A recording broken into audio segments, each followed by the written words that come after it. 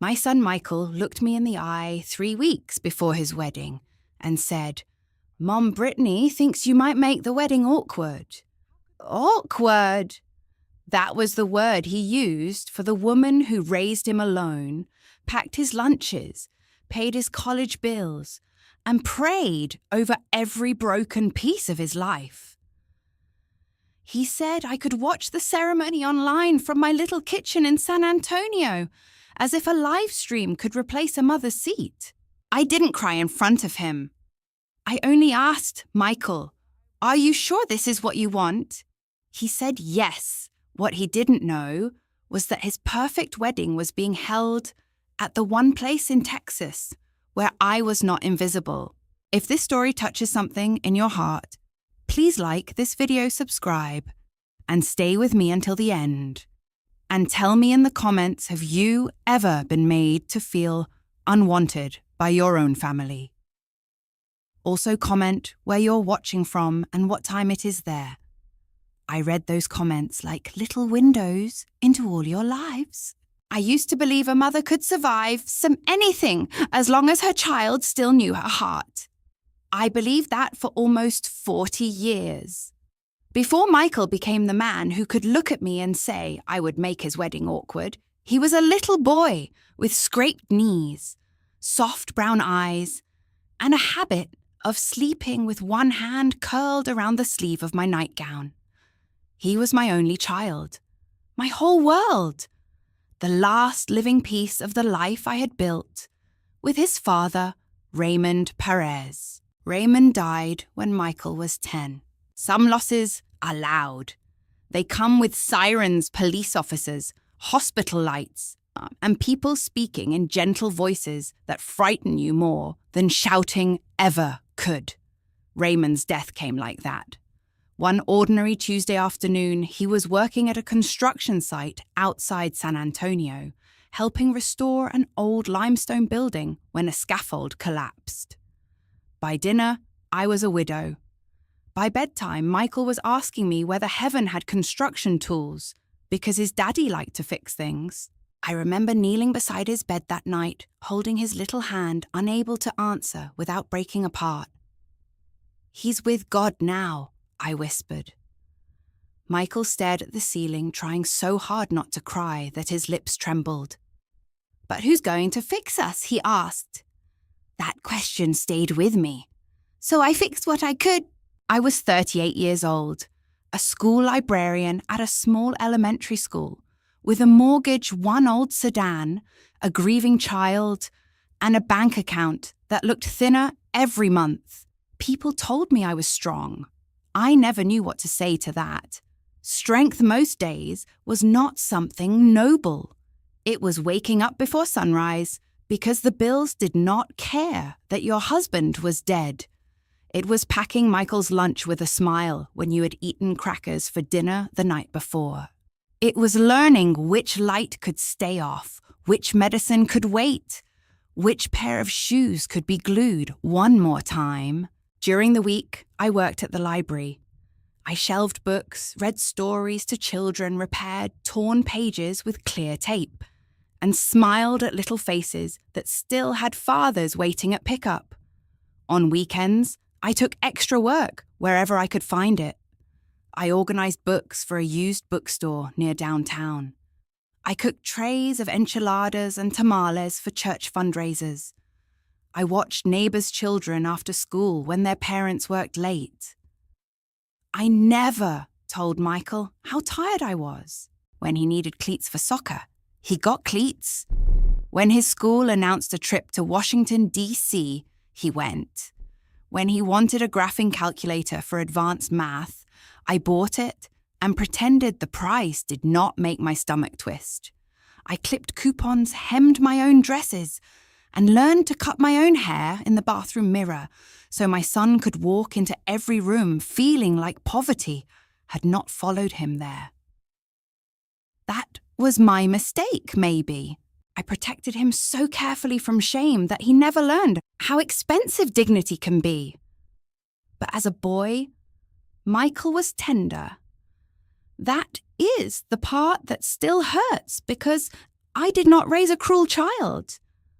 At least I do not think I did. He used to leave little notes for me in library books he knew I would open. I love you, Mum. You make the best pancakes. When I'm rich, I'm buying you a mansion with a pool.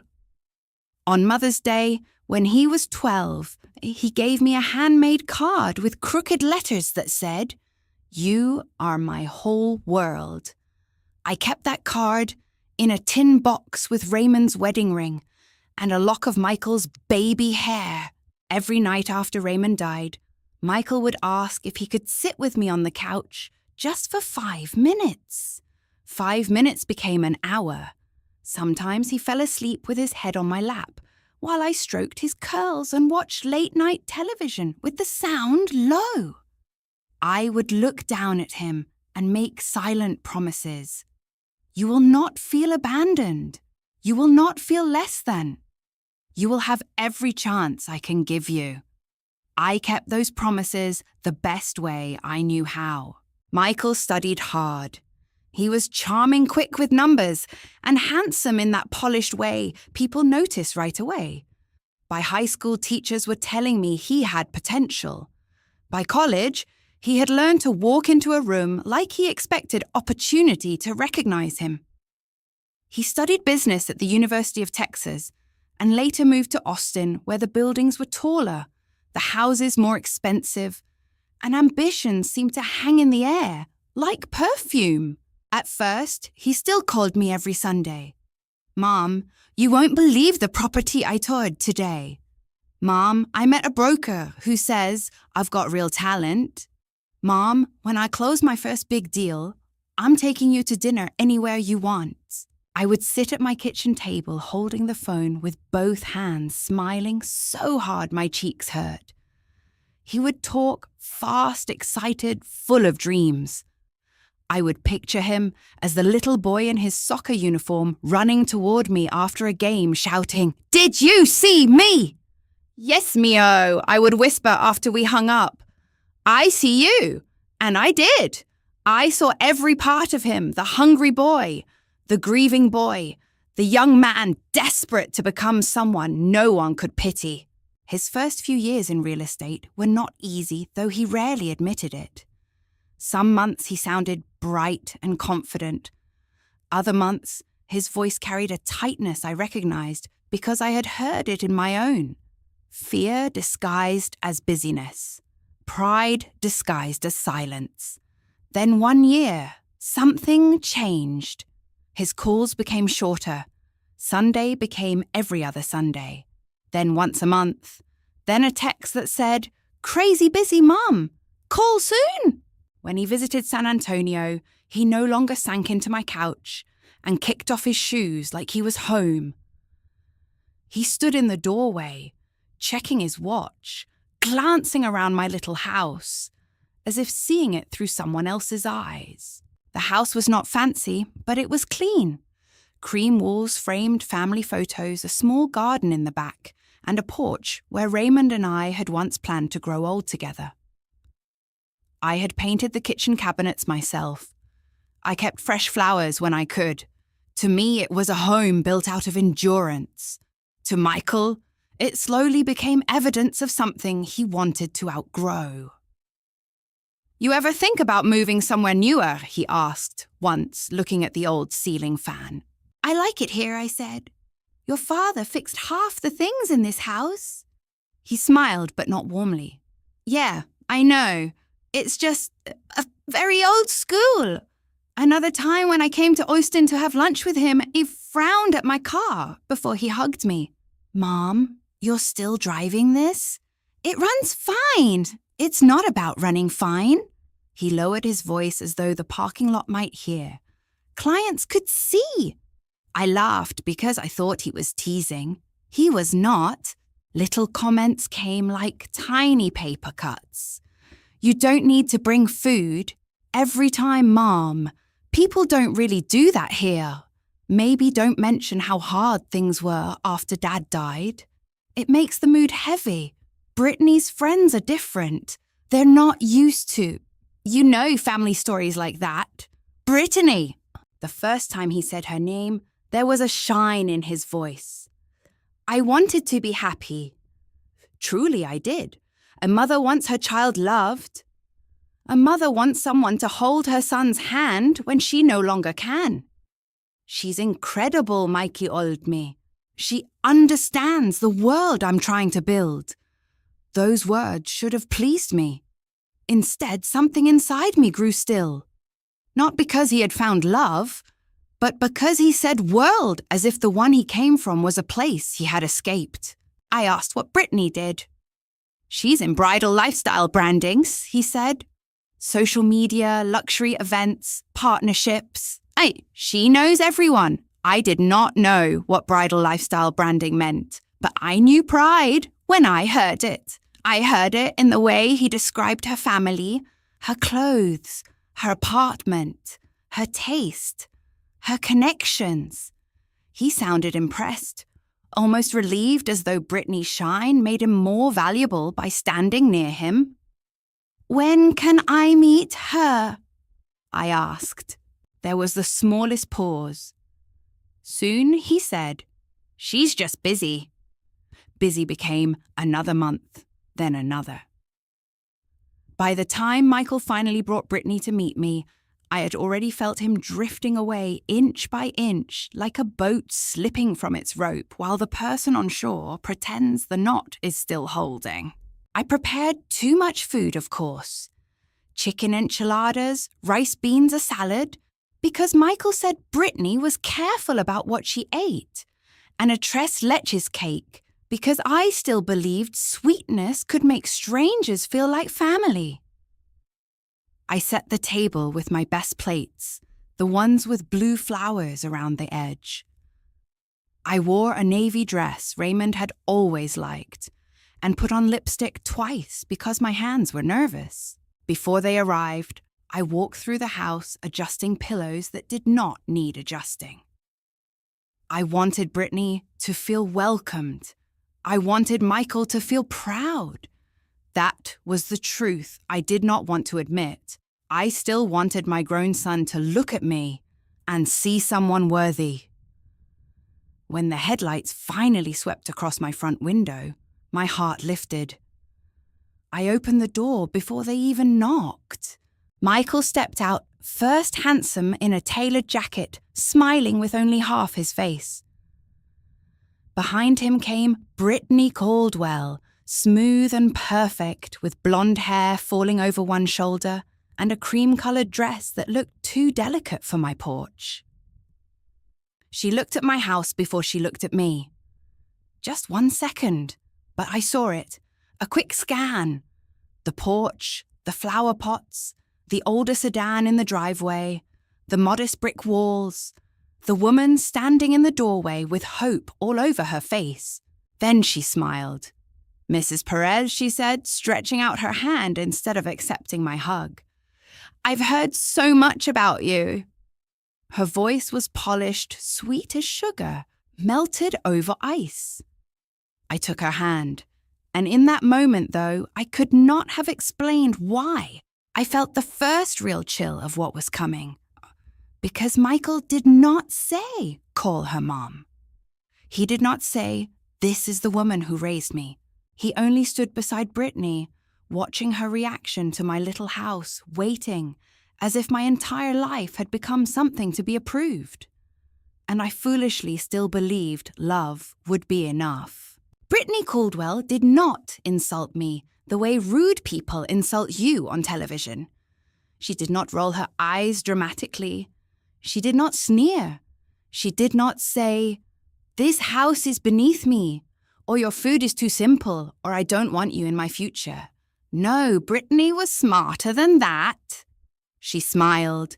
She smiled as she stepped into my living room, looked at the family photos on the wall, and said, oh, this is charming. Very personal. There was a pause before personal, just long enough for me to feel it. Michael took her coat like she was made of glass. I noticed that too. My son, who used to throw his backpack across my kitchen floor and drink milk straight from the carton, now moved around Brittany, as if every gesture was being graded. "Mom made dinner," he said. "That's so thoughtful," Brittany replied, glancing toward the kitchen. "You really didn't have to go to all that trouble." "It was no trouble," I said. "I love cooking for family." Her smile tightened. Family. That word seemed to land between us like something she had not approved yet. We sat down in the dining room where I had placed fresh flowers in a small glass vase. I had polished the silverware, folded the napkins, and lit the candle Raymond used to say made the whole house smell like Sunday. Oh, I remember feeling proud for maybe 5 seconds. Then Brittany lifted her phone. "Do you mind if I take a quick picture?" she asked. "Of dinner," I said. "Just the table. It has a very authentic feel." Authentic. I would come to learn that Brittany had a whole language for making people feel small without sounding cruel. Simple, quaint, traditional, authentic, vintage, sweet, humble, words that looked harmless until you heard the blade under them. She angled her phone so the candlelight hit the plates, but avoided the worn edge of my dining table. She moved the vase 3 inches to the left. Then she took another photo, frowned, and said, "The lighting is a little warm, but I can fix it." Michael laughed softly. "She's always working." Brittany lowered her phone and touched his sleeve. "When your brand is your life, you never really stop." I did not know much about brands, except the kind we shelved in the school library when we ordered new books. But Michael looked at her with admiration, so I tried to understand. Over dinner, Brittany explained that she created content around luxury bridal lifestyle. She worked with boutiques photographers, florists, event designers, and venues. She had followers who trusted her taste. She had brides who wanted to copy her color palettes, her table settings, her engagement outfits, even the way she held a champagne glass in photos. "I help women create a wedding that looks like the life they deserve," she said. "That sounds lovely," I replied. "It is," she said, "but it takes discipline. People think beauty just happens. It doesn't. Every detail has to belong." Again, I felt a strange pressure in the room. Every detail has to belong. I looked at Michael. He was watching Brittany, not me. I served the enchiladas, rice beans, and salad. Brittany thanked me beautifully. She took a small bite, nodded, and said, "This is very authentic." Michael looked relieved, as if I had passed a test. "My mum's been making these forever," he said. "That's sweet." Brittany dabbed the corner of her mouth with her napkin. "A little heavy for me, but I can tell it's made with love." I felt my face warm. "It's Raymond's mother's recipe," I said. "Michael's grandmother taught me." Brittany's eyes flicked to Michael. He cleared his throat. "Mom keeps a lot of old traditions." "There's nothing wrong with tradition," Brittany said quickly with the tone of someone being generous, "as long as it doesn't become limiting." I did not know what to say to that. After dinner, I brought out the tres leches cake. Michael used to ask for that cake every birthday. When he saw it, something soft moved across his face. For 1 second, I saw my boy. "Mom," he said quietly, "you made this, of course." But before he could take a slice, Brittany touched his wrist. "Baby, remember we have the tasting next week," she said. "You said you wanted to be more careful." His hand stopped above the plate. "Oh, right, it's okay," I said quickly. "You don't have to." That was the first time I watched my son deny himself a memory because a woman beside him had decided it did not fit. Brittany took one tiny bite of cake and smiled at me. "It's rich, very nostalgic." There was that language again. Later after dinner, we sat in the living room. Michael and Brittany shared a chair, though there was plenty of room on the couch. Her hand rested lightly on his knee. Every now and then she looked around, as though mentally replacing my curtains, my lamps, my framed pictures. She asked me about my work. I was a school librarian for almost 30 years, I said. How precious, she replied. Precious! I had taught children how to love books. I had helped frightened first graders sound out their first sentences. I had stayed late helping students whose parents worked double shifts. I had remembered which children needed kindness and which ones needed structure. But to Brittany, it was precious like a ceramic figurine on a dusty shelf. And you're retired now, she asked. Yes, that must be peaceful. She tilted her head. I can't imagine having that much quiet. Michael laughed. Mom likes quiet. I do, I said. Quiet lets you hear yourself think. Brittany looked amused. That's one way to see it. It was not until she asked about weddings that the air truly changed. So, Miss Perez, she said, folding her hands neatly in her lap. Have you been to many black tie events? I blinked. A few formal events through church and school over the years. Nothing too fancy. Of course. Her smile stayed in place. Michael and I will probably have a very elevated guest list. His business contacts my brand partners, family friends. It can be a little overwhelming if someone isn't used to that environment. Michael shifted beside her. I waited for him to say something. He did not. I'm sure I can manage a dinner jacket and a salad fork, I said lightly. Brittany laughed, but not because she thought I was funny. Oh, I'm sure. I only mean weddings reveal so much about people. Who fits naturally, who feels uncomfortable, who draws attention without meaning to. My hands went still in my lap. Michael finally spoke. Brit, Mom's fine. Not wonderful, not important. Not the woman who gave everything, just fine. Brittany leaned into him. I know, baby. I'm only thinking ahead. You know how people talk. People. It is amazing how often cruel decisions hide behind invisible people. After they left that night, Michael lingered on the porch while Brittany sat in the car, the glow of her phone lighting her face. She likes you, he said. I looked at him carefully. Does she? He sighed. Mom, don't start. I'm not starting anything. She's just different. She has standards. I swallowed the hurt that rose in my throat. And I don't. That's not what I said. He rubbed his forehead. I just need you to understand, Brittany's world is very polished. She's worked hard to build that. And you? What about me? Are you building a life, Michael, or auditioning for one? His expression closed. That was another new thing. My son used to be easy to read. His face had been an open book when he was little. Joy, fear, guilt, excitement, it all showed.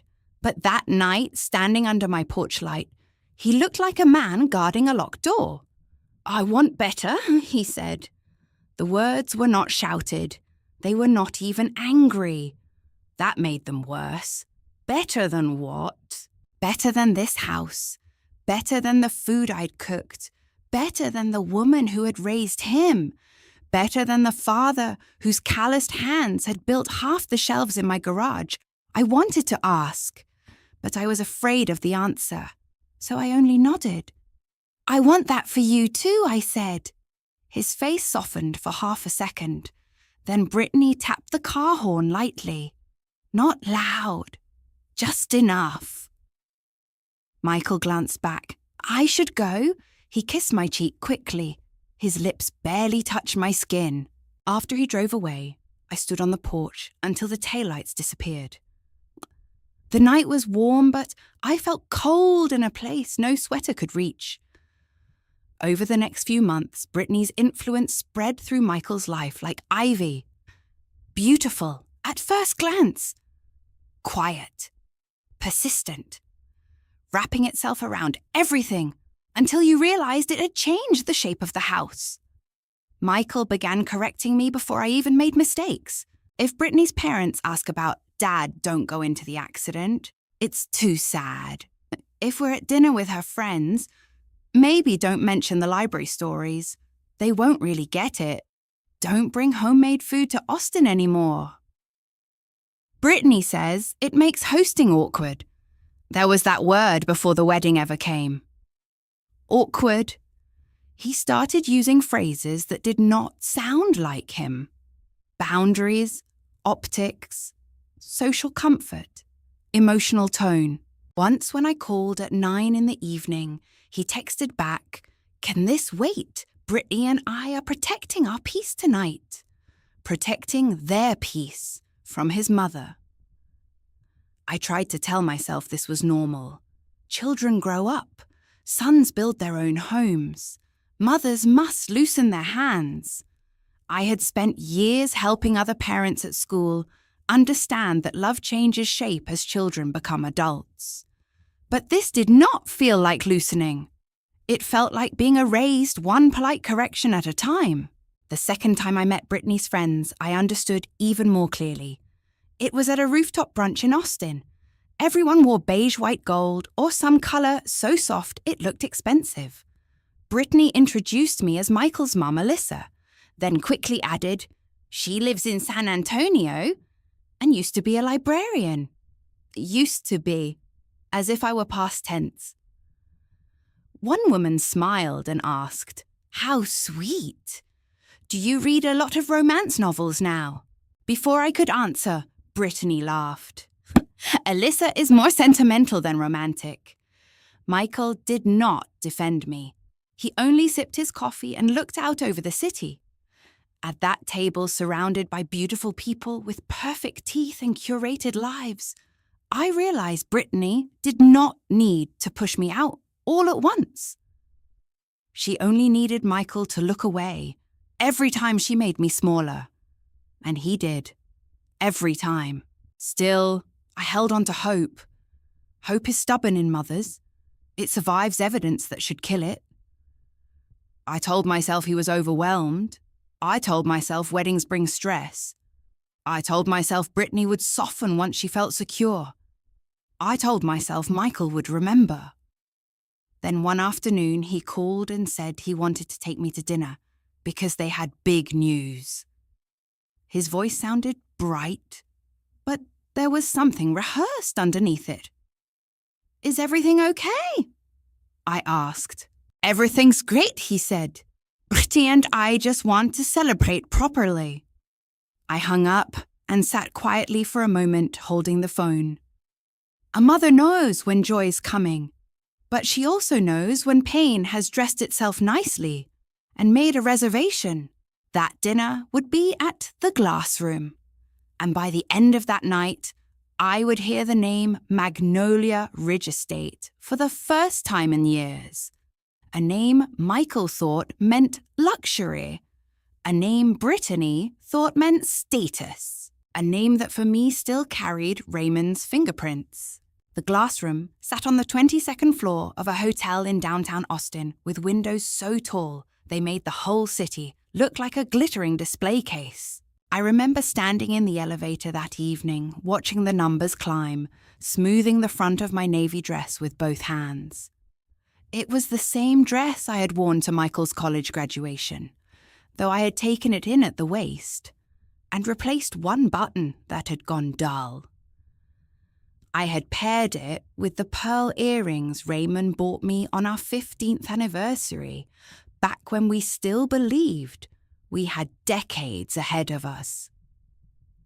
In my purse was a small velvet box. Inside was a pearl brooch that had belonged to Raymond's mother, Alyssa Perez. She had worn it on her wedding day in 1954, pinned carefully to the lace collar of her dress. Then Raymond's sister had worn it. Then I had worn it when I married Raymond in a little Catholic church with white carnations and a reception in the parish hall. It was not expensive by Brittany Caldwell standards. I knew that, but it carried history. It carried blessing. It carried women who had survived hard years and still chosen love. I had brought it because despite everything I wanted to welcome Brittany into our family. That is what mothers do. Even when their hearts are uneasy, they set the table. When the elevator doors opened, I stepped into a hallway lined with dark wood gold lights and framed abstract art I did not understand. A hostess in black led me to the private dining area Michael had reserved.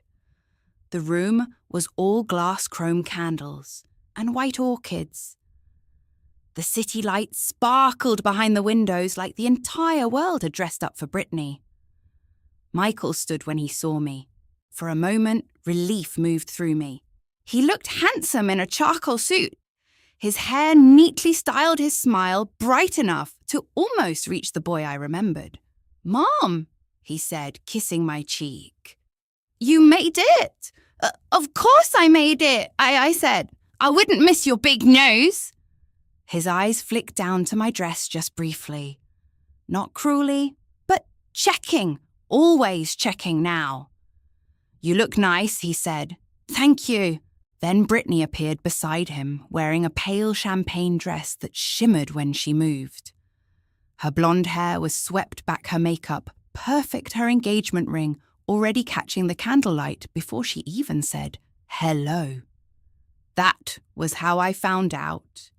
Not from my son's mouth, not from an excited phone call, not from him taking my hands and saying, "Mom, I asked her." I found out because Brittany lifted her left hand toward the light and waited for me to notice. "Oh," I whispered. Michael's smile grew nervous. "We were going to tell you tonight." Brittany laughed softly. "We wanted to do it in person. It feels more meaningful that way." Meaningful. I looked at the ring, then at my son. "You're engaged." "We are," Michael said. I stepped forward and hugged him. For 1 second, he held me the way he used to, firm, familiar, like my arms still belonged around him. Then Brittany shifted beside us, and he let go. I turned to her. "Congratulations, Brittany." "Thank you, Alyssa," she said, offering me her cheek instead of her arms. "We're very excited." Alyssa, not Mrs. Perez anymore, not Mom, not even a warm attempt at closeness. Just my first name, polished flat. We sat at a long table set for 8. Though only 5 people had arrived so far, Michael, Brittany, me and Brittany's parents, Charles, and Diane Caldwell. Charles was a tall man with silver hair and a businessman's posture. Diane was elegant, quiet, and watchful. They greeted me politely, and Charles even stood to shake my hand. "Mrs. Perez," he said, "it's good to finally meet Michael's mother." That sentence warmed me more than he could have known. "It's good to meet you, too," I said. Diane smiled. "Michael speaks very highly of you." I glanced at my son. He looked down at his menu. The evening began gently enough. Wine was poured. The waiter described dishes with ingredients I could barely pronounce. Brittany talked about wedding season brand partnerships and how exhausting it was to be visible online. Charles asked Michael about the Austin housing market. Michael answered confidently, leaning forward using his professional voice.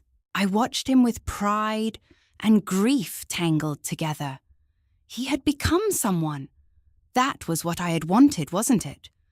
But becoming someone should not require pretending the woman who raised you was no one. Halfway through the appetizers, I touched the velvet box in my purse and decided to give Brittany the brooch before dessert. I imagined telling her about Eleanor, about Raymond, about the women in our family. I imagined her softening. I imagined Michael looking at me with gratitude. "Hope can make a fool of you quietly." When the waiter cleared the plates, Brittany lifted her champagne glass.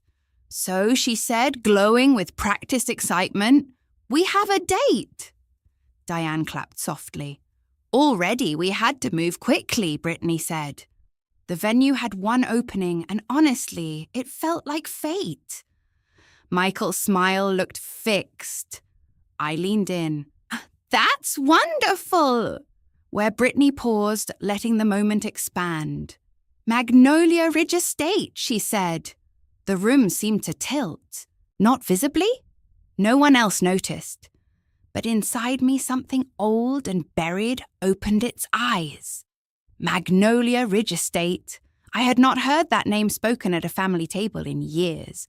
I had read it on legal documents, seen it in quarterly reports, signed papers connected to its restoration insurance staffing renovations and expansion.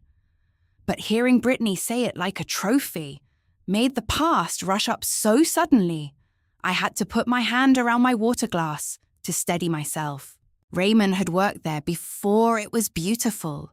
Back then, Magnolia Ridge had been a tired limestone estate in Texas Hill Country, half forgotten with cracked terraces, rusted gates, and oak trees older than anyone who walked beneath them. Raymond had come home with dust on his boots and light in his eyes, talking about the bones of the place. "That house has dignity," he told me, once sitting at our kitchen table with blueprints spread between us. People gave up on it too soon. Raymond hated seeing things discarded before they were truly broken.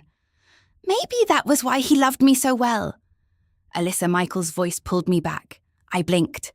"I'm sorry. Magnolia Ridge. That's beautiful." Brittany beamed. "It's beyond beautiful. It's exclusive. Historic but not dusty. Elegant but not cold. Very Texas luxury without looking like a ranch theme party." Charles nodded. "Expensive, I imagine." Brittany waved one hand lightly. "Worth it!" I looked at Michael. "Do you two have the budget for that?" The question was gentle. A mother's question, not an accusation. But Michael stiffened. Brittany's smile did not move, but her eyes cooled. "Everything has been handled." Handled! I noticed she did not say paid for. Michael took a sip of water. "We're fine, Mum. I only asked because weddings can grow bigger than people expect." Brittany gave a soft laugh. "That's why planning matters. I'm not the kind of bride who loses control of details." Diane smiled nervously. Charles watched his daughter with an expression I could not read. I nodded. "Of course." There was a silence just long enough to remind me I had stepped outside my assigned place. So I reached into my purse. "I brought you something I said to Brittany." Her brows lifted. "Oh." I placed the velvet box on the table and slid it toward her. Michael looked surprised. "Mom, it's just a small family piece," I said. "Raymond's mother wore it on her wedding day. Then I wore it on mine. I thought if you wanted, maybe you could pin it inside your bouquet. Not where anyone has to see it. Just as a blessing." Oh, for a moment, nobody spoke. Brittany opened the box. The pearl brooch rested against dark velvet, modest and luminous under the candlelight. I saw Diane lean forward slightly. Even Charles seemed touched. But Brittany looked at it the way someone might look at a button found in a drawer. "That is so sweet," she said. I knew before the next word came. "But it doesn't really match the aesthetic." Michael's jaw tightened. Not in defense of me. In discomfort. "That's okay," I said quickly. Too quickly. It was only an idea. Brittany closed the box with delicate fingers. I completely respect the sentimental value. "It's just that we're going for a very clean, elevated look. Pearls can feel a little traditional if they're not styled carefully. A little traditional, that brooch had crossed decades of women's lives, and in Brittany's mouth, it became a styling problem." Diane cleared her throat. It's a lovely gesture. Yes, Brittany said. Very thoughtful. She pushed the box back toward me. Not far. Just enough. Michael saw it. I know he did. My son could have said, Brittany maybe keep it. He could have said, that was my grandmother's. He could have said, thank you, Mom. Instead, he reached for his wine glass and said nothing. I put the velvet box back in my purse. Something inside me folded. The rest of the dinner became a performance I had not rehearsed for. Brittany described the wedding as if speaking to an invisible audience. Sunset ceremony beneath the oak trees. Imported white roses. Custom Milo runner. Drone footage. A string quartet. Signature cocktails. A possible feature in a regional bridal magazine. We want it to feel timeless, she said, but still aspirational. I looked at Michael when she said, we. His face was calm, but his fingers tapped once against the table, a nervous habit from childhood. He used to do that before spelling tests. Charles asked, and both families will be represented. Of course, Brittany said smoothly. I felt Michael look at me then. Just for a second. Something passed over his face, guilt, maybe, or fear. At the time, I did not understand it. Later, I would. That was the moment he already knew. He already knew they were discussing a wedding where his mother did not truly belong. Dessert came. Brittany ordered espresso. Michael declined cake. Diane asked me about San Antonio, and I answered politely. Charles told me his mother had also been a widow and said women like you hold families together. I nearly cried right there because a stranger had said what my son seemed to have forgotten. When dinner ended, Michael walked me to the elevator. Brittany stayed behind, speaking to her mother about floral mock-ups. For a few steps, it was just my son and me.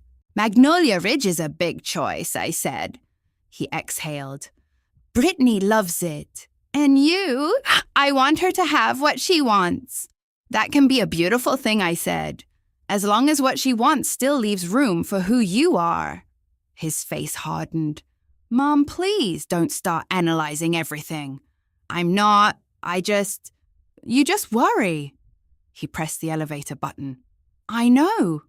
No, I thought. You do not know. You do not know where that estate came from. You do not know your father's hands helped restore its first stone walkway. You do not know the papers I signed after he died. You do not know that every polished corner Brittany wants to photograph is tied to a history you have never asked me about. The elevator doors opened. Michael kissed my cheek. Drive safe. I looked at him, this tall man in an expensive suit, this boy I'd once carried through fever and grief. Michael, I said softly, are you happy? He seemed startled by the question. Then he gave me the answer people give when the truth is too complicated. I'm where I'm supposed to be. I stepped into the elevator.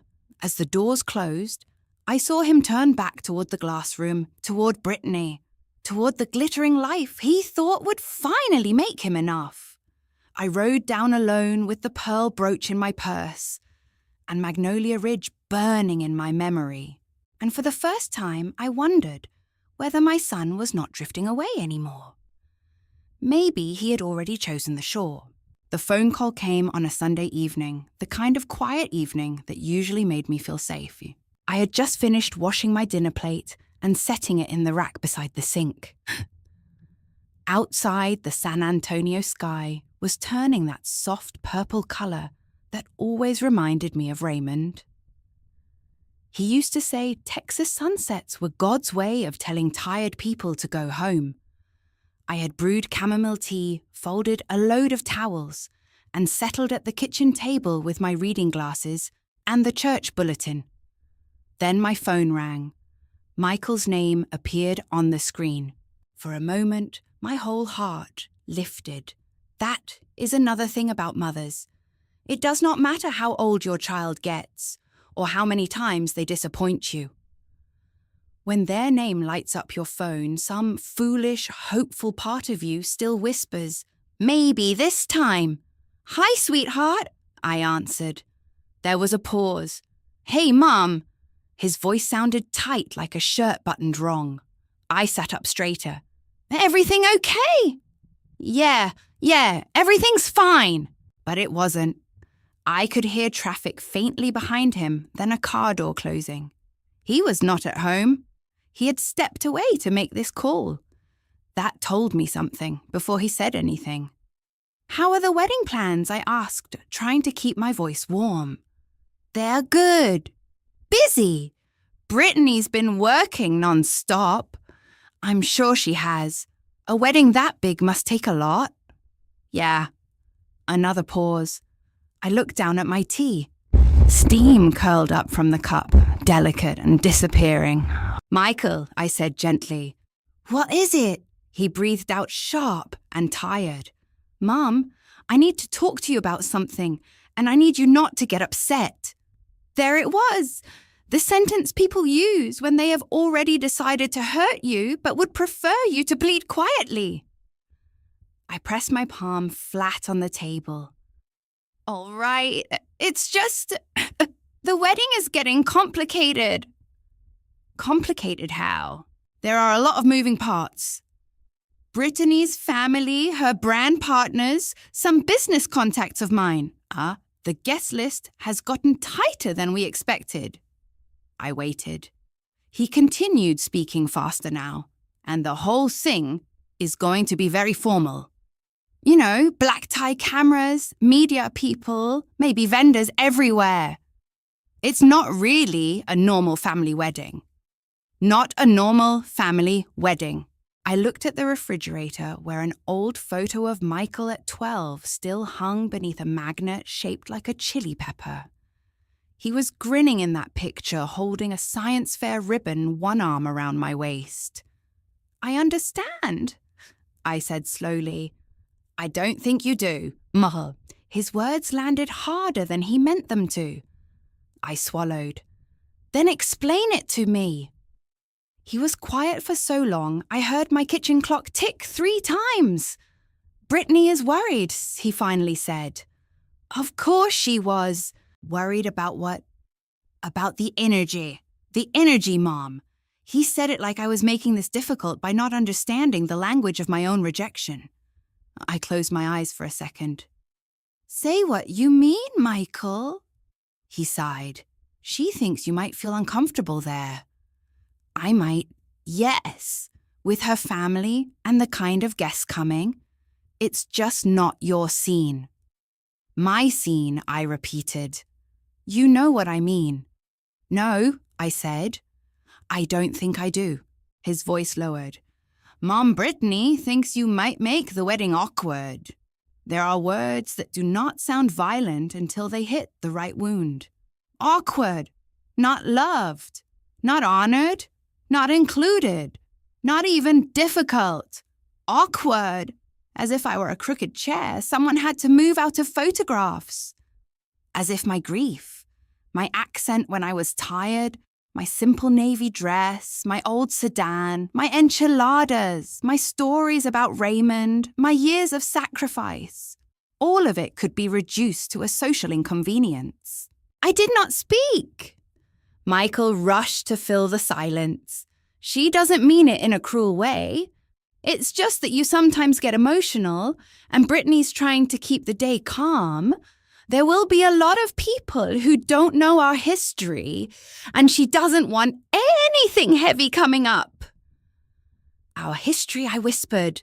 "You know, Dad, the hard years, all of that, all of that. My husband's death, my widowhood, the nights Michael cried himself sick, the bills I paid, the prayers I prayed, the life I rebuilt with bleeding hands. All of that." I stared at my own hands on the table. The skin was thinner now. Small veins rose beneath the surface. There was a scar near my thumb from the year I dropped a glass casserole dish while rushing to make Michael's school fundraiser dinner after working 9 hours. That scar had outlasted the gratitude. So what are you asking me? I said. He inhaled. I think it might be better if you celebrated from home. The room went very still. Even the refrigerator hum seemed to fade. From home, I said. We'll have a live stream. A really nice one. Professional cameras, good sound. You'll be able to see everything. I almost laughed. Not because it was funny, but because grief sometimes searches for any door out of the body. You want your mother to watch your wedding on a screen. Mom, don't say it like that. How should I say it? It's not about excluding you. Then what is it? It's about making sure the day goes smoothly. I looked towards the empty chair across from me, the one Raymond used to sit in when he came home from work, dusty and hungry and smiling. I wondered what he would have said if he could hear his son now. Probably nothing at first. Raymond had been a quiet man when hurt. But his eyes would have changed. Michael, I said, when you were 10 years old, you asked me who was going to fix us after your father died. He groaned softly. Mom, please. I told you I would do my best. This is exactly what Brittany means. My breath caught. He heard it too. I know he did. There was a small silence after the words, the kind that opens when someone realizes they have said something they cannot take back. This I repeated. I didn't mean yes. I said, you did. No, I mean you bring up painful things and then everyone feels guilty. Brittany doesn't want guilt at our wedding. I felt something inside me begin to numb. Maybe the body has mercy. Maybe when pain becomes too sharp, it covers itself in ice. Icy. He sounded relieved, mistaking my calm for agreement. It's just one day, Mom. One day? The day I had imagined since he was born. The day I thought I would sit near the front, maybe with Raymond's photo tucked in my purse, watching our son make vows under the Texas sky. The day I thought I might whisper, we did it, Raymond. We got him here. Just one day. I can come see you after, Michael added. Brittany and I can visit after the honeymoon. We'll bring photos. Photos. And maybe we can do a private dinner. Something more comfortable. More comfortable. For whom? I looked around my kitchen. The little table with 2 chairs. The faded curtains. The ceramic rooster Michael had bought me at a school Christmas fair when he was 8. The tiny cracks in the tile Raymond had promised to replace before life made other plans. This was the room where I had taught Michael multiplication. This was where I had signed college loan papers. This was where I had stayed up waiting when he drove home too late as a teenager. This was where I had prayed over his first business card. This kitchen had seen more love than Brittany's perfect wedding ever could. And now he wanted me to sit there alone and watch him become a husband through a link. Does Brittany's father know? I asked. What? Does Charles Caldwell know the groom's mother is not invited? He hesitated. We haven't framed it that way. How have you framed it, Mom? How he exhaled. We just said you preferred something quieter. The numbness cracked. You told people I chose this. It was easier. For whom, Michael? He did not answer. I stood up slowly, though he could not see me. I needed to feel my feet beneath me. Did you tell them I didn't support the marriage? No, not exactly. Not exactly. 2 words that carried a whole suitcase of lies. My hand trembled, so I gripped the back of the kitchen chair. Michael, I have tried to be kind to Brittany. I welcomed her into my home. I gave her your grandmother's brooch. I have stayed quiet when she made me feel small, because I did not want to put you in the middle. That's the problem, he snapped. You think everything is an attack. I flinched. He softened his voice immediately. I'm sorry. I'm stressed. No, I said. You're embarrassed. Another silence. This time he did not deny it. Outside, a dog barked somewhere down the street. A car passed. Life continued with no respect for the fact that mine had just shifted. I'm asking you to understand, he said at last. I do understand. You do, yes, I said.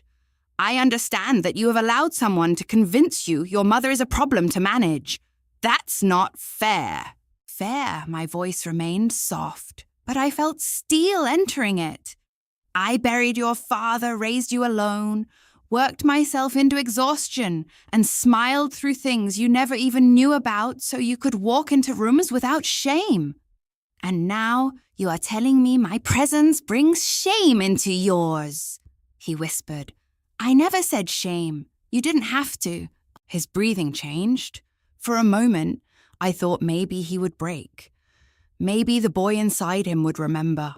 Maybe he would say, Mum, I'm sorry. I don't know what I'm doing.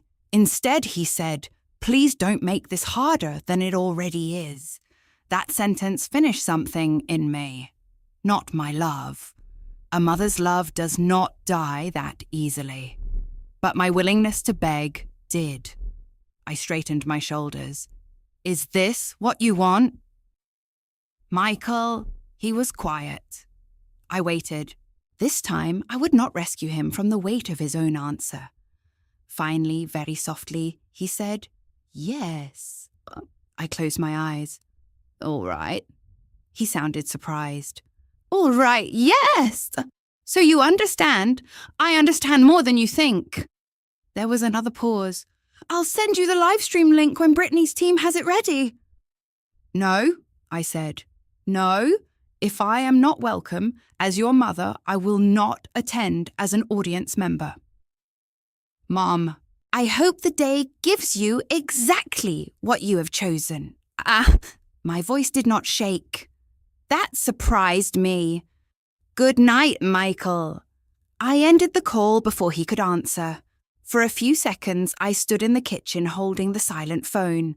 Then I placed it carefully on the table as if it were something fragile or dangerous. Only then did I cry. Not neatly, not gracefully. I sank into the chair and covered my mouth with both hands because the sound that came out of me felt too old. Too deep, too much.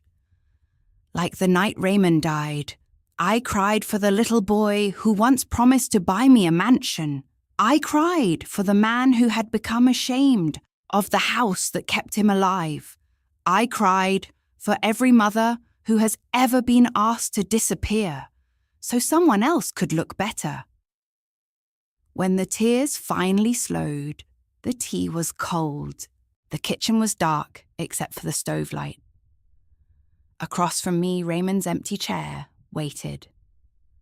I wiped my face, stood, and walked to the hallway closet.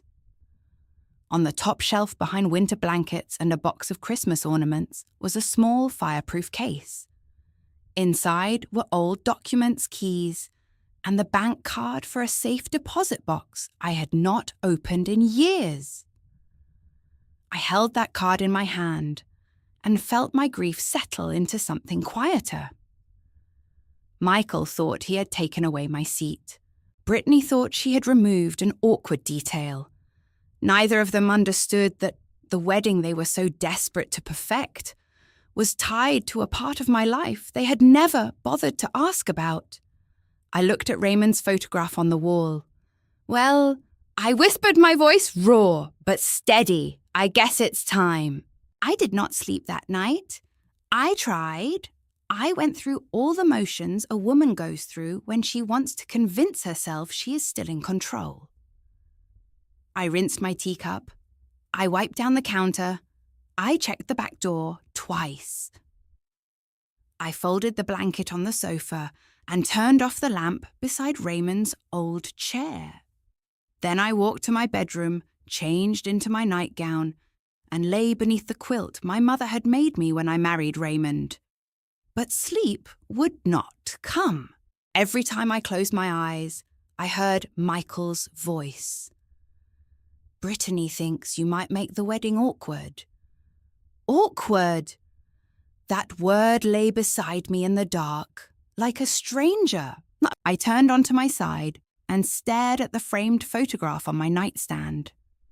Raymond and I on our wedding day, young and foolishly hopeful, standing outside the church with rice in our hair and sunlight on our faces. He was looking at me in the picture, not at the camera. That was one thing I loved about Raymond. When he loved you, he looked directly at you, as if the rest of the world could wait its turn. "What would you do?" I whispered. The room did not answer, but memory did. Raymond's voice came back to me from years ago, rough and warm after a long day of work. "Never announce your strength to people who only respect noise, Alyssa. Just keep your papers in order and your heart clean." At the time, I had laughed. Raymond was always saying things like that, half wisdom, half construction site poetry. But after he died, those words became instructions. Keep your papers in order. Keep your heart clean. By 3 a.m, I gave up on sleep and turned on the lamp. The light filled the room softly.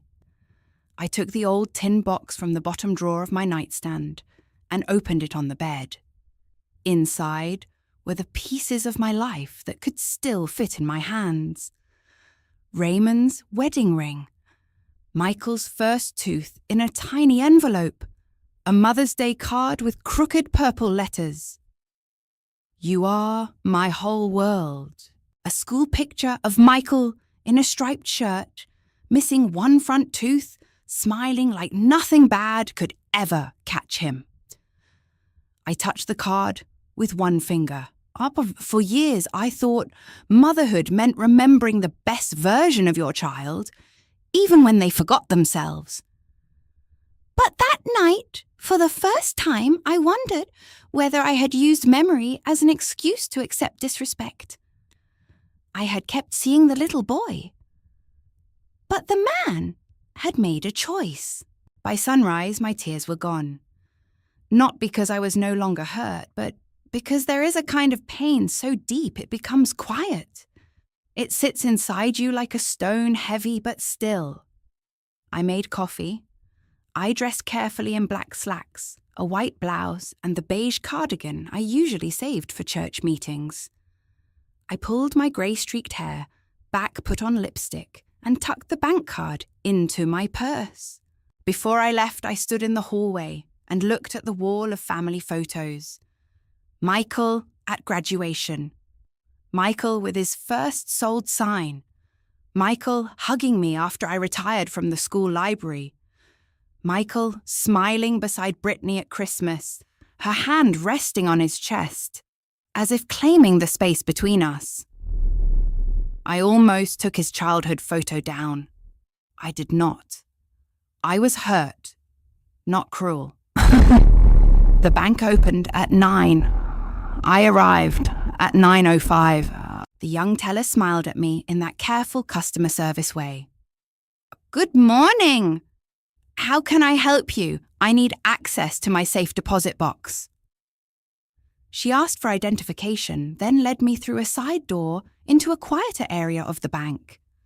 The air smelled faintly of paper metal and carpet cleaner. Everything echoed a little. My shoes sounded too loud against the floor. An older manager named Mr. Wallace came to assist me. I recognized him from years before, though his hair had gone almost completely white.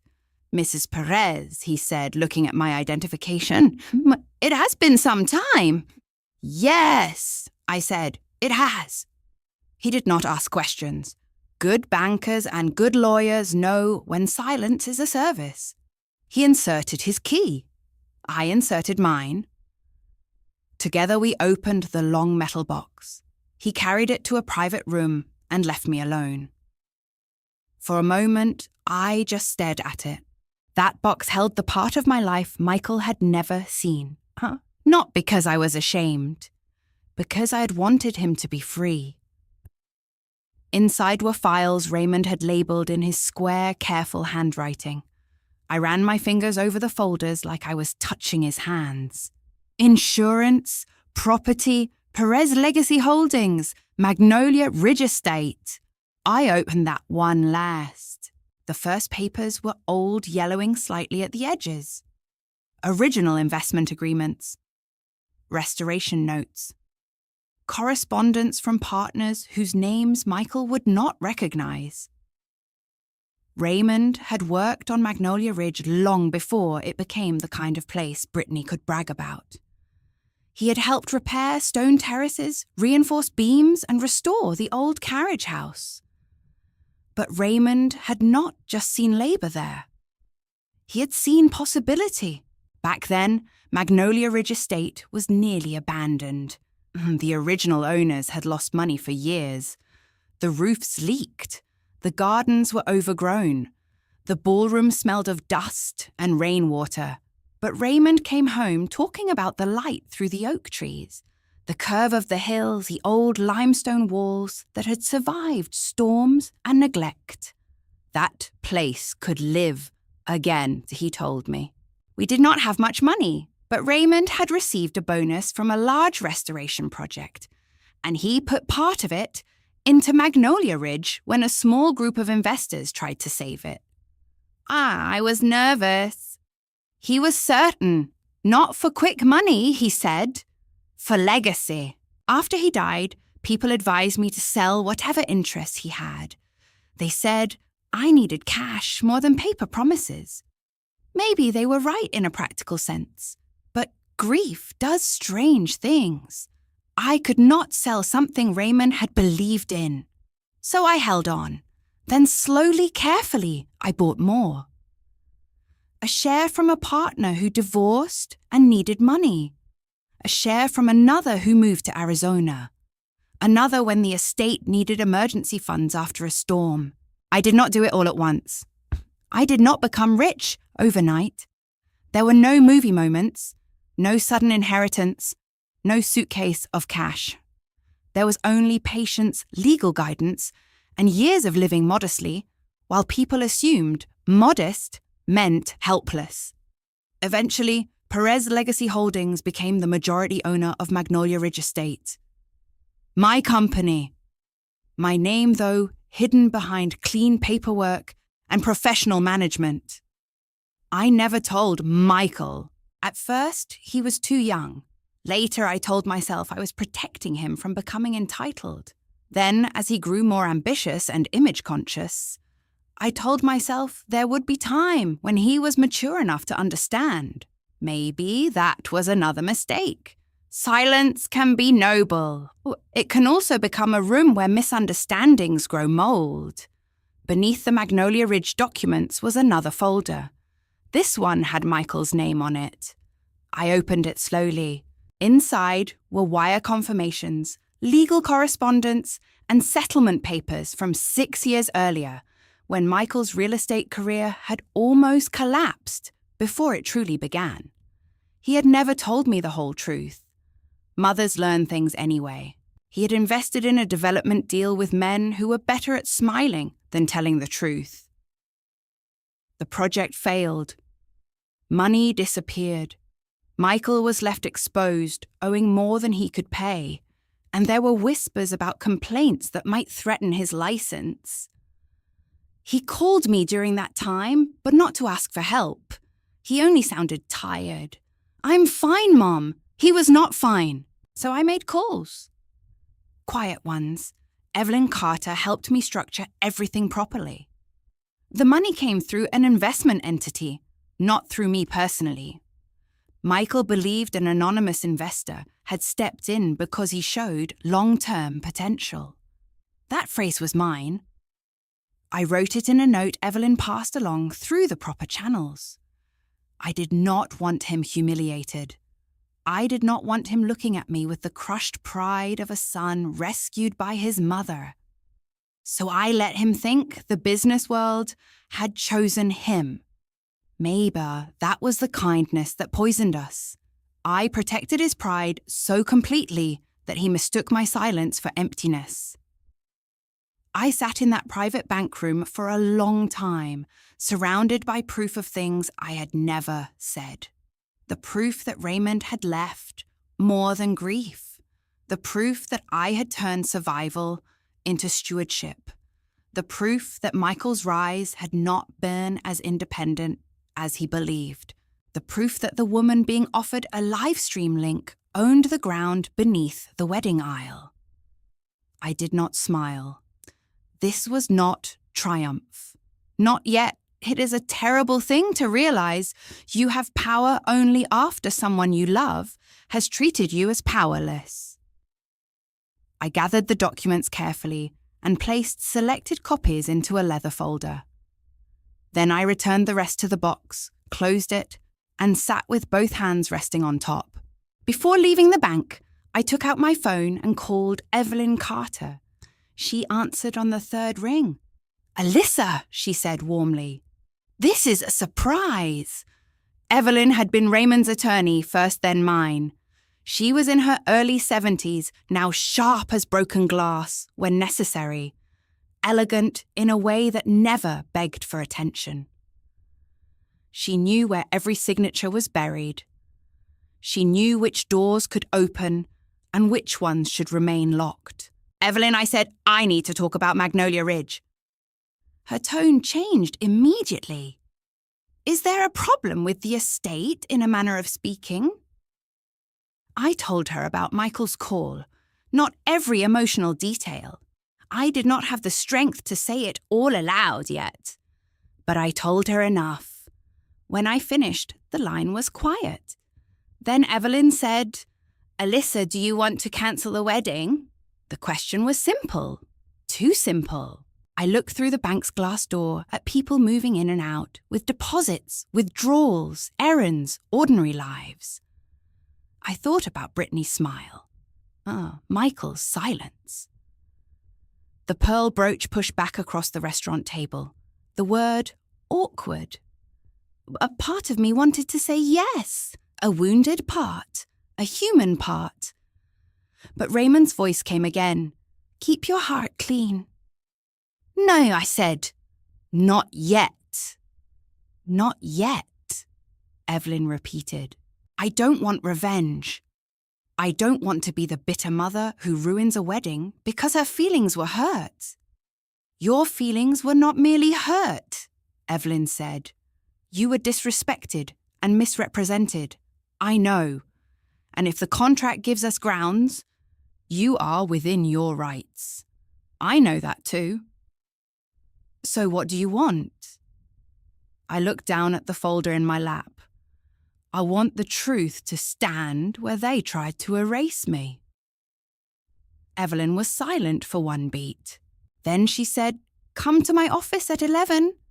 By the time I left the bank, the morning sun was bright and sharp. I sat in my car and held the steering wheel for a moment. My hands were steady. That surprised me. The night before, I had felt like a mother who had lost her seat at her son's wedding. Now, I felt like a woman who had remembered she still had a key. I drove toward Evelyn's office with the leather folder on the passenger seat, buckled in like precious cargo. Michael thought I would stay home and cry in my kitchen. Brittany thought I was an old detail she could edit out of her perfect day. But they had chosen Magnolia Ridge Estate. They had chosen Raymond's legacy. They had chosen the one place where my silence had legal weight. And for the first time in a long time, I was ready to let that silence speak. Evelyn Carter's office was on the second floor of a restored brick building near downtown San Antonio, above a bakery that always smelled of cinnamon and butter.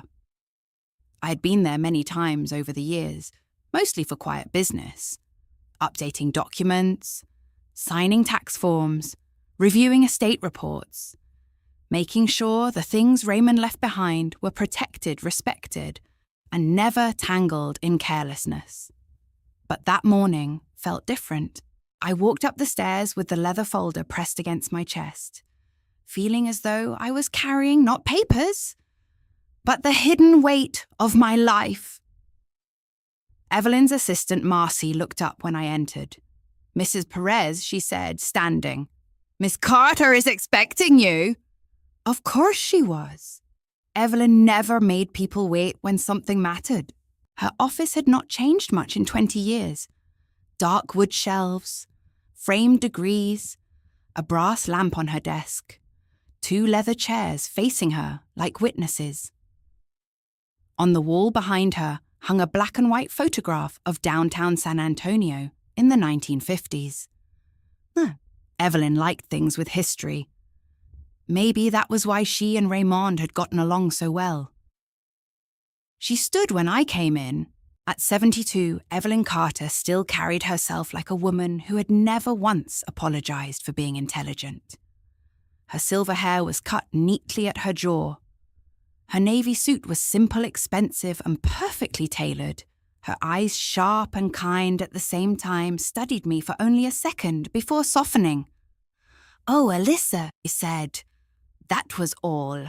Not, "Are you all right?" Not, "How could he not sit down before you fall apart?" Just my name spoken with enough understanding to make my throat tighten. "I'm not here to fall apart," I said, though my voice nearly betrayed me. "I know." She gestured to the chair. "You're here because someone mistook grace for weakness." I sat down. "That sounds like something Raymond would say." "It is something Raymond did say," Evelyn replied. "More than once." I placed the leather folder on her desk. I brought copies. She opened it carefully and began reviewing the documents. For a few minutes, the only sound was the faint rustle of paper and the muffled noise of the bakery downstairs. I watched her face as she read. Evelyn had one of those lawyer faces that rarely gave anything away, but I knew her well enough to see the small tightening around her mouth. "Michael knows none of this?" she asked. "Not the estate, not the ownership structure, not the full extent, and the debt resolution. He believes an outside investor helped him." Evelyn leaned back in her chair. "Alyssa, I know. You saved his career. I helped him through a hard time." "You saved his career," she repeated more firmly. "You did it anonymously because you did not want to damage his pride." I looked away. That was the kindest version of the truth. The harder version was this. I had loved my son so much that I had hidden my own strength so he could feel stronger. I had stepped into shadows and let him stand in sunlight, and somehow over time, he had begun to believe the shadows were where I belonged. I thought he would become more grateful as he got older, I said quietly. Not necessarily to me, just grateful in general, or humble, aware. Evelyn removed her glasses and folded them on the desk. Children do not become humble by being protected from every consequence. The words stung because I knew she was right. I didn't want him to carry shame. And now, he has handed shame back to you. I closed my eyes for a moment. There are truths that hurt more when spoken by someone who loves you. Evelyn did not soften the silence. She let me sit with it, which was one of the reasons she was a good lawyer and a better friend. Finally, I said, "Tell me what my options are." She put her glasses back on and opened another folder on her desk. I pulled the current event contract after your call. You already had it. I represent your ownership interests. I make it my business to know when a major event is scheduled at Magnolia Ridge. She gave me a dry look. Especially when the groom's name is Perez. I almost smiled. Almost. I didn't know until the engagement dinner, I said. I suspected you didn't. I also suspected Michael did not understand the connection. No. And Brittany. She thinks Magnolia Ridge is status, a backdrop, or something to make her look important. Evelyn's expression cooled. People like that are often careless with the things they think exist, only to serve them.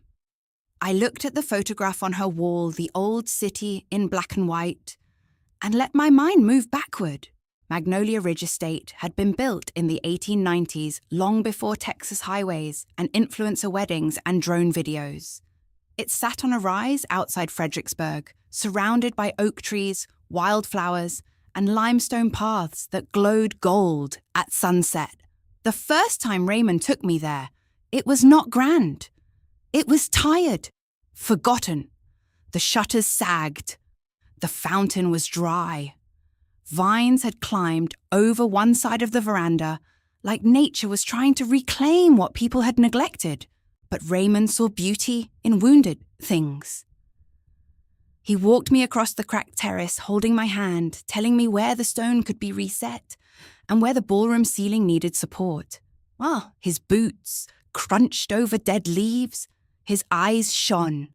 "Look at it, Alyssa," he said. "This place has survived people giving up on it." I laughed. "Are you talking about the building or yourself?" He kissed my hand. Maybe both. When a small group of investors formed to restore Magnolia Ridge, Raymond put money in. Not much by wealthy standards, but a lot for us. I was scared. We had a young son, a mortgage, and bills that came whether dreams worked out or not. Raymond squeezed my hand across the kitchen table and said, "Some things are worth believing in before the world claps for them." After he died, that sentence haunted me. The world did eventually clap for Magnolia Ridge. Slowly, the estate became beautiful again. First came small historical tours, then anniversary dinners, then charity events, then weddings. Wealthy families discovered the oak grove at sunset, the restored ballroom, the stone chapel, the view from the hill. Magazines wrote about it. Brides cried over it. Photographers loved it. And all that time, I remained quiet. When early investors sold their shares, I bought them when I could. Not with greed, with devotion. Each purchase felt like keeping one more promise to Raymond. I created Perez Legacy Holdings because Evelyn advised it. I learned words I never imagined I would need: distributions, liability, operating agreements, controlling interest capital improvements. During the day, I shelved books and helped children find stories. At night, I reviewed documents about the estate. People saw my old sedan and sensible shoes. They saw a widow in a modest house. They saw a retired librarian who clipped coupons and brought casseroles to church. They did not see the woman signing off on restoration budgets for one of the most desirable wedding venues in Texas Hill Country. I liked it that way, or I thought I did. I never wanted money to become a test, I told Evelyn. It became one anyway, she said. Only you were not the one administering it. That sentence stayed in the air between us. Because Brittany had been testing me from the beginning. Testing my clothes, my food, my speech, my house, my usefulness. Michael, even worse, had allowed himself to become the grading scale. Evelyn turned several pages. Michael's wedding deposit was processed through Caldwell Events Consulting. Brittany's name is primary on the contract with Michael listed as co-client. That sounds like Brittany. The contract includes the standard morality and conduct clause. I nodded slowly. She continued. Clients and their representatives are required to treat staff vendors' ownership and property with respect. Harassment, abusive language, reputational harm, or material misrepresentation can trigger review suspension or termination of the event agreement. Material misrepresentation I repeated. For example, Evelyn said, false guest information, false claims involving the event's family structure or conduct, likely to create disruption. I thought of Michael saying they had told people I preferred something quieter. Would that count, possibly? But we need documentation. Rosa may be able to help. Rosa Martinez. Yes. She knows someone connected to the wedding planners team. Evelyn wrote that down. Good. I watched her pen move. Oh, so precise. So calm. Meanwhile, my heart still felt bruised from my son's voice. Evelyn. I said, I don't want to destroy him. She looked up. That's what people will say if this comes out. That I ruined my son's wedding because I wasn't invited. People may say many things, she replied. That is why truth needs evidence. I want him to understand. I want him to wake up. Evelyn's gaze softened again. Alyssa, you can open a window. You cannot force him to step into the light. I looked down at my hands. What if he chooses her anyway? Then you will finally know the choice was his. The sentence struck me so deeply, I had to breathe through it. For months, maybe years, I had blamed Brittany for everything. And she deserved plenty of blame. But Evelyn was right. Brittany could influence, manipulate pressure, and polish cruelty until it looked like concern. But Michael had still chosen. He chose silence at my dinner table.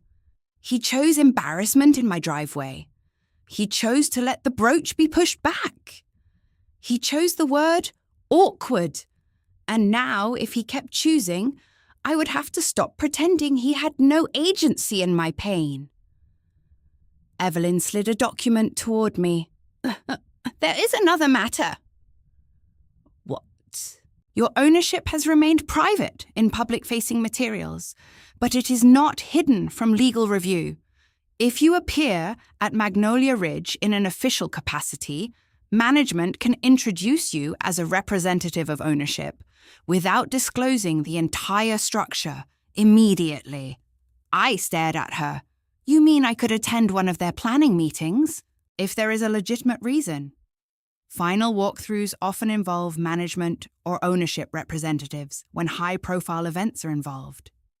Would that look like revenge? Not if handled correctly. And how would we handle it? Evelyn folded her hands. You go as what you are. Not as an excluded mother. Not as a wounded widow. As the majority owner's representative ensuring contractual compliance. The words felt strange around me, like a coat I owned but had never worn. Majority owner's representative. I thought of Brittany asking whether I had been to black tie events. I thought of Michael worrying clients might see my old car. I thought of the livestream link. Then I thought of Raymond walking through Magnolia Ridge when everyone else saw ruins. What if I see them, said, and Michael asks why I'm there? Tell him the truth, appropriate to the moment. And if Brittany insults me, Evelyn's mouth became a thin line, then let her. I blinked. Let her, yes. People reveal themselves most clearly when they believe there are no consequences. For the first time that day, a small, sad smile touched my face. Brittany had built her life around being seen. Maybe it was time someone watched closely. Evelyn gathered the papers into neat stacks. I will contact Magnolia Ridge management. We will arrange for you to attend the final walkthrough next week. I will also review all communications from the planning team. I nodded. Alyssa, she said carefully, once this begins, it may not stay quiet. I know. Michael may be angry. He already is. Brittany may try to make you look unstable. She already has. And if the contract is suspended, the wedding may not proceed.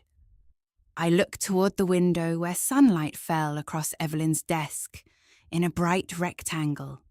I thought about my kitchen, my cold tea, my son's voice, My empty place at a wedding held on land, tied to my husband's dreams. I am not trying to stop a wedding, I said. I am trying to stop a lie. Evelyn studied me for a long moment, then nodded. That, she said, is a much stronger position. When I left her office, the bakery downstairs was pulling fresh bread from the oven. The smell filled the stairwell, warm and ordinary. For some reason, that nearly made me cry again. Life could be so gentle in one corner, while breaking you in another.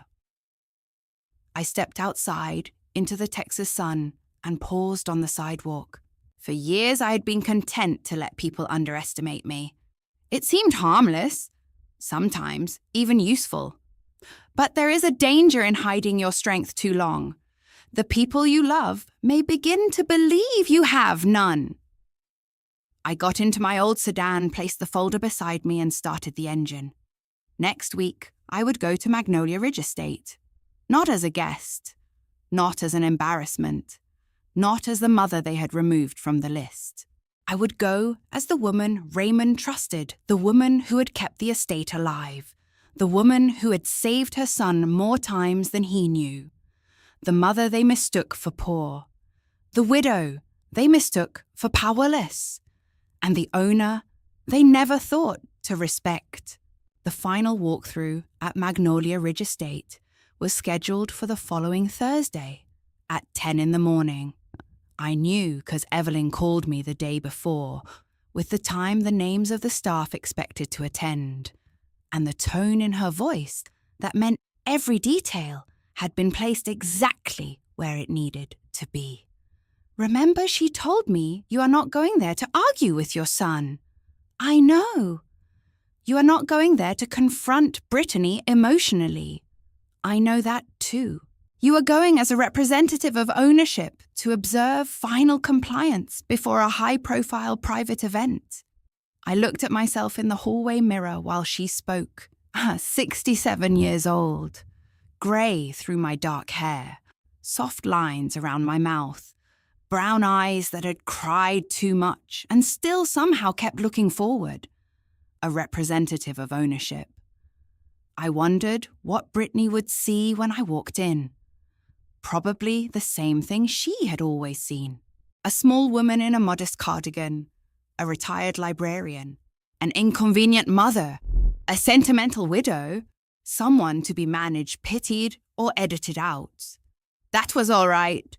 People reveal more when they believe they are looking down. I understand, I said. Evelyn paused. Alyssa, I know this is personal. How could it not be? It can be personal and still be handled properly. I smiled faintly. That sounds like lawyer poetry. I charge extra for poetry. For the first time in days, I laughed.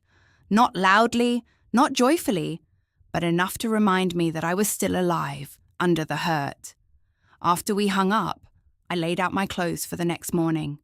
I chose a cream blouse, black slacks, low heels, and the beige cardigan I had worn to church meetings for years. Nothing flashy. Nothing that announced power. I did not want to arrive dressed like revenge. I wanted to arrive as myself. That night, I slept only a little but enough. When morning came, I drove north through the hill country with the leather folder on the passenger seat. The road curved past live oaks, limestone fences, and fields brushed with late-season wildflowers. The sky was painfully blue. Beautiful days can be cruel that way. They do not dim themselves just because your heart is breaking. As I approached Magnolia Ridge, the old iron gates came into view. They had been rusted the first time Raymond brought me there. Now, they stood restored and black with a bronze sign arched above them, Magnolia Ridge Estate. Beyond the gates, the driveway curved through oak trees whose branches reached over the road, like hands blessing whoever entered. I slowed the car. For a moment, I could almost see Raymond beside me, one elbow, out the truck window, pointing at everything that needed fixing. That wall can be saved. Those trees just need care. The bones are good, Alyssa. The bones are good. That was what he said about buildings. That was what I used to believe about people. I parked near the administrative cottage, not in the guest lot. A young attendant stepped forward, then hesitated when he saw my older sedan. "Good morning, Mom," he said politely. "Vendor parking is around back." I did not blame him. He was young, and the car did not exactly whisper ownership. "I'm here for the Caldwell Perez walkthrough," I said. His expression shifted. "Oh, are you with the family, in a way?" Before he could ask more, a woman in a tailored grey dress hurried down the path towards me. I recognized her from quarterly management calls, Claire Whitman, the general manager of Magnolia Ridge. She was in her early 50s, efficient, warm, and always prepared. "Mrs. Perez," she said, reaching me with both hands extended. "It's good to finally see you in person again." The attendant's posture changed immediately. "Good morning, Claire," I said. "We're ready for you. Ms. Carter sent the documents. She'll join remotely if needed. Thank you." Claire glanced discreetly toward the main estate. The bride arrived early. Of course she had, and Michael with her. Along with the planner, 2 floral vendors, the catering lead, and our event staff. I nodded. Claire's eyes softened. She knew enough. Not everything, perhaps, but enough to understand why this morning mattered. "Would you like a moment before we go in?" she asked. I looked past her toward the estate. Magnolia Ridge rose from the hill in pale limestone and restored wood elegant without begging to be admired. The veranda wrapped around one side. The windows caught the sun. Beyond the house, I could see the oak grove where Brittany planned to be married, the chairs not yet placed, but the space already marked. My son was somewhere inside, preparing for a wedding I had been told to watch from home. "No," I said. "Let's go." We entered through the side hall near the ballroom. The smell of polished wood and fresh flowers met me at once. Staff moved quietly with clipboards and radios. Somewhere glassware chimed. The estate looked exactly as it should, graceful, calm, ready. Then I heard Brittany's voice. No, absolutely not. That arrangement is too low. It makes the table look empty." Claire's mouth tightened almost imperceptibly. We stepped into the ballroom. Brittany stood near the center of the room in white trousers, a pale blue silk blouse, and heels sharp enough to look dangerous. Her blonde hair fell in perfect waves over one shoulder. She held a tablet in one hand and gestured toward a floral sample with the other. Michael stood a few feet behind her in a navy blazer, looking tired. My heart betrayed me when I saw him. Even after everything, my first instinct was to search his face for pain. The wedding planner, a young woman named Tessa, was trying to explain something about height sightlines and guest comfort. Brittany barely let her finish. "I don't care what usually works," Brittany said. "This wedding is being photographed from every angle. I need drama." The florist, a woman with flushed cheeks and tired eyes, said carefully, "We can add height, but the additional stems will affect cost and setup time." Brittany laughed softly. "Why does everyone here keep acting like cost is my problem?" Michael shifted. "Britt, maybe we can." She raised one finger without looking at him. He stopped talking. I watched that small gesture with a colder feeling than I expected. There it was again. The way he let himself be silenced, then passed that silence onto me. Claire stepped forward. "Good morning, everyone." The room turned. Michael saw me first. His face changed so quickly, it nearly hurt to watch. Surprise, confusion, alarm, then embarrassment. "Mum," he said. Brittany turned next. For 1 second, her expression broke open into pure irritation. Then she smiled, but the smile arrived late. "Alyssa," she said, "what are you doing here? Not Mrs. Perez?" "Not welcome, just my name sharpened." I did not answer immediately. I looked around the ballroom. The restored beams, the tall windows, the floor Raymond once described as worth saving if someone had the patience. Claire spoke before I did. "Mrs. Perez is joining us today on behalf of ownership for final event compliance." The silence that followed was almost beautiful. Michael stared at Claire, then at me. Ownership. Brittany gave a light laugh. "I'm sorry, what does that mean?" Claire remained professional. For events of this scale, ownership representation may attend final walkthroughs to ensure contract terms, staffing needs, and property standards are being met. Brittany's eyes moved over me from my cardigan to my shoes, as if searching for the costume that would make Claire's words make sense. "This is Michael's mother," she said. "Yes," Claire replied. "We're aware." Michael took a step toward me. "Mum, can I talk to you?" "In a moment," I said.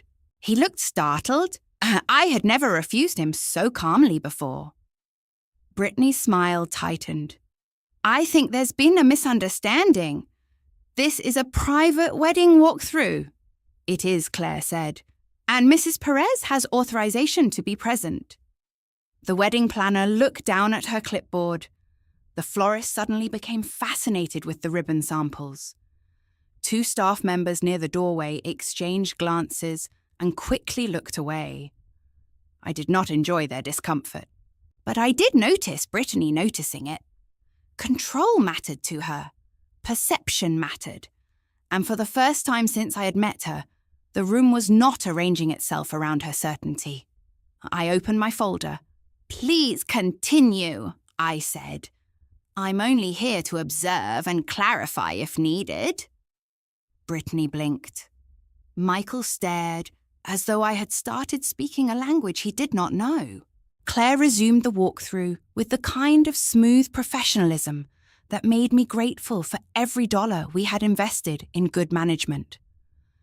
She reviewed ceremony timing, vendor load-in, guest flow, catering restrictions, photography boundaries, and preservation rules for the Oak Grove. At first, Brittany tried to behave. She nodded too much, smiled too brightly, used phrases like "of course" and "totally understandable" in a tone that sounded like she was swallowing glass. But people who are used to power rarely tolerate even temporary limits.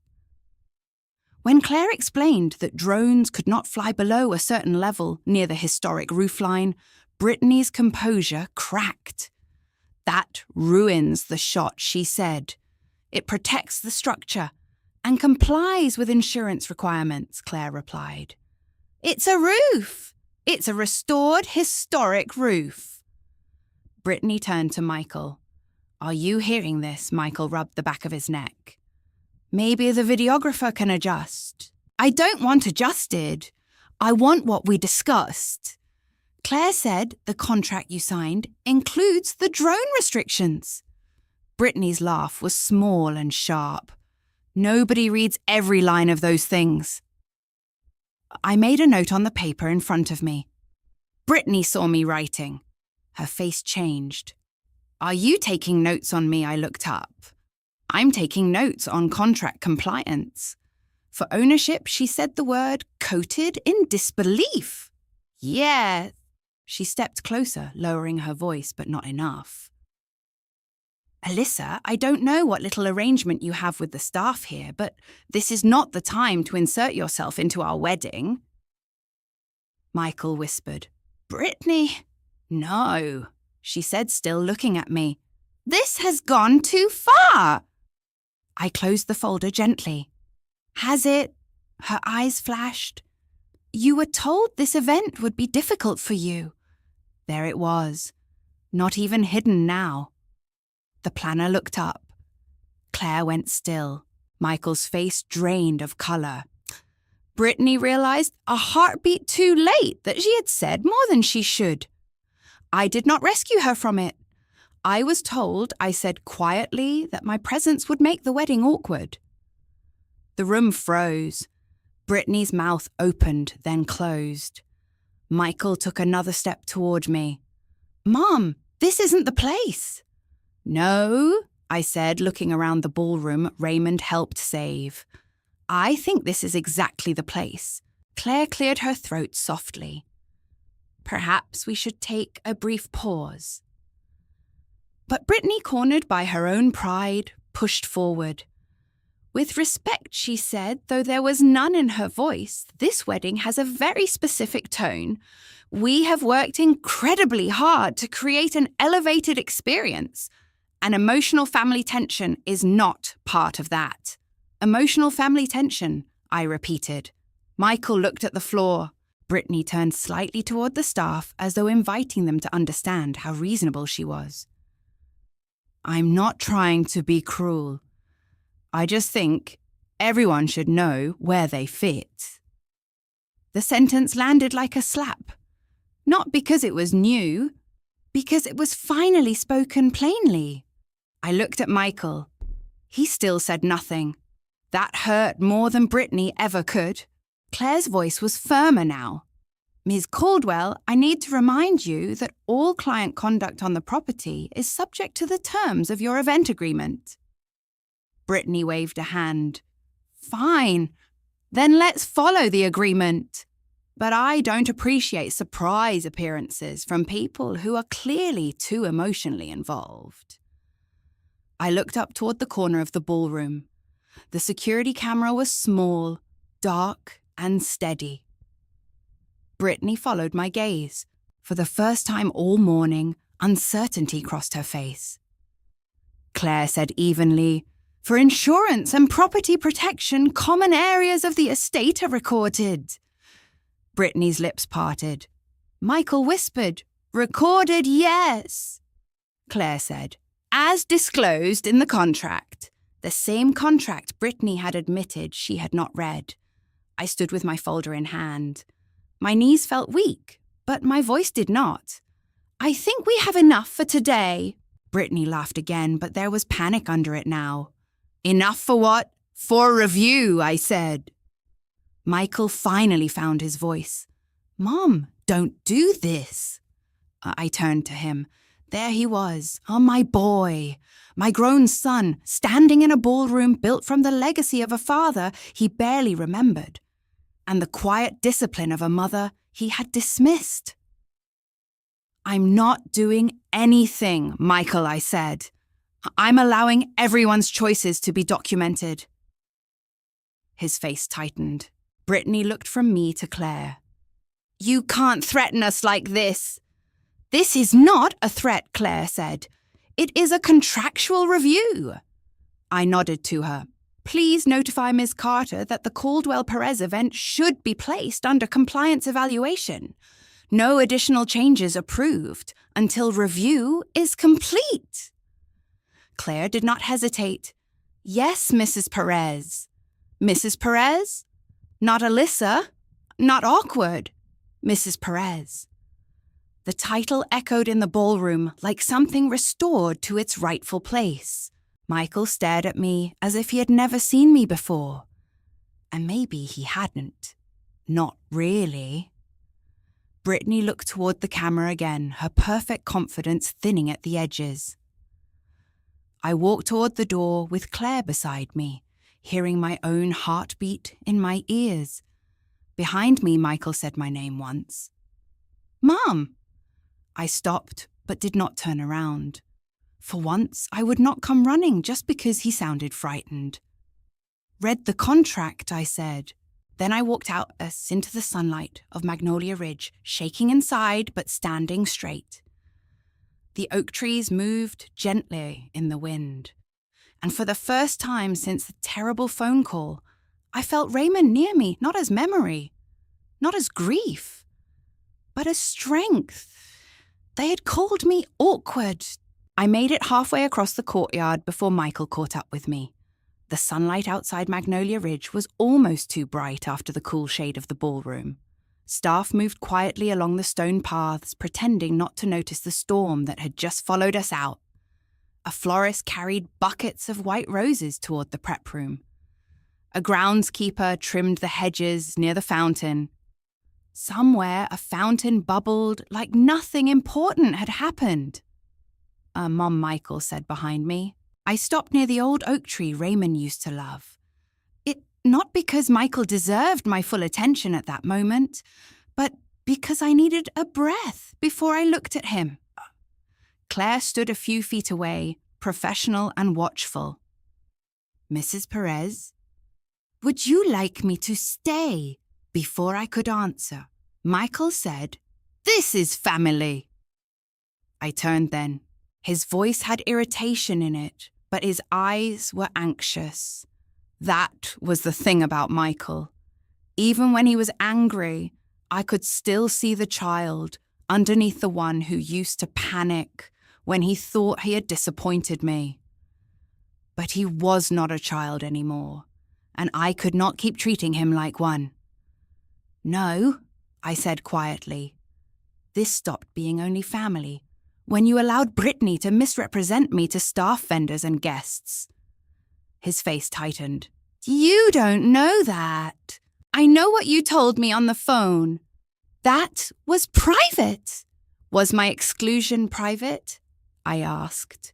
Was the lie that I preferred to stay home private, or was it only private when I finally had the power to answer it?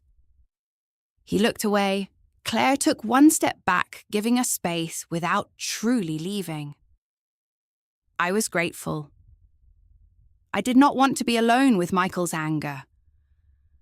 Not because I feared him physically, never that, but because mothers can be too quick to forgive the sound of their child hurting.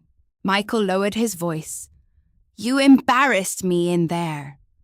I stared at him. For a moment, I honestly could not speak. He had watched his fiancée speak to staff like servants. He had heard her imply I did not fit. He had stood silent while I was reduced to emotional family tension. And somehow in his mind, the embarrassment was still mine to carry. "I embarrassed you," I said. "You came in acting like you own the place." The sentence hung between us. I saw the exact moment he heard himself. His mouth closed. I did not help him.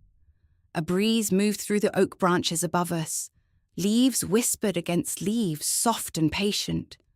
"Michael, I said I didn't act." His eyes narrowed. What does that mean? Before I could answer, the ballroom doors opened behind him. Brittany stepped out. She had recovered enough to put her smile back on, but not enough to make it convincing. Her heels clicked sharply against the stone. The wedding planner followed her at a distance, pale and uncomfortable, clutching a binder to her chest. Alyssa Brittany said, her voice syrupy and controlled. "We need to clear up whatever game this is." Michael turned toward her. "Britt, maybe we should." "No," she snapped, then immediately softened her tone when she saw Claire watching. "No, sweetheart. I think your mother has created enough confusion for one morning." "Your mother." The way she said it made motherhood sound like a problem she was graciously tolerating. I folded my hands in front of me. "There is no game." Brittany gave a small laugh. "Then explain it. Because 1 minute you're devastated about not attending the wedding, and the next you're marching into our venue pretending to be some kind of authority figure." Claire's expression cooled. Mrs. Perez was introduced accurately. Brittany barely glanced at her. "With all due respect, Claire. Oh, this is obviously a personal issue." "That is under review," Claire said. Brittany's jaw flexed. Michael looked between us, caught, but still not brave enough to stand anywhere firmly. I said, "Brittany, this would be much simpler if you stopped assuming every room belongs to you." Her eyes flashed. For a moment, the polished influencer disappeared, and I saw the spoiled, frightened woman beneath the silk blouse. "I have worked for every room I'm in," she said. "Then you should understand why respect matters." "Respect?" She stepped closer. Respect would have been accepting the decision Michael and I made instead of showing up here to humiliate us. I felt the words strike, but they did not knock me backward anymore. That decision was to remove the groom's mother from his wedding. It was to protect the tone of the day. "There it is again," I said softly. "Tone." Michael rubbed his forehead. "Mom, please." I turned to him. "You asked me not to make it harder. I am asking you not to make it smaller. Say what happened plainly." His face reddened. Brittany answered for him. "Fine. Plainly, you don't fit the event." The courtyard seemed to still. Even the planner stopped shifting her papers. Brittany lifted her chin.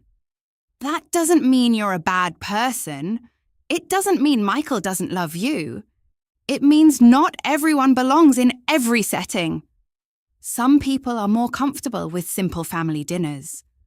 Some people are better suited to quiet private moments. This wedding is public. Elevated. Important for our future. Our future." I looked at Michael. He did not look at me. The old wound opened again, but this time beneath it something stronger rose. "You hear her?" I asked him. He swallowed. "She's stressed." "No, she's honest." Brittany's nostrils flared. I nodded toward the building, and fortunately she was honest inside as well. Her gaze flicked toward the security camera near the ballroom entrance. "You can't use that," she said quickly. "Claire said the footage is property of the estate and may be reviewed for contractual and security purposes." Brittany's confidence faltered. "This is ridiculous.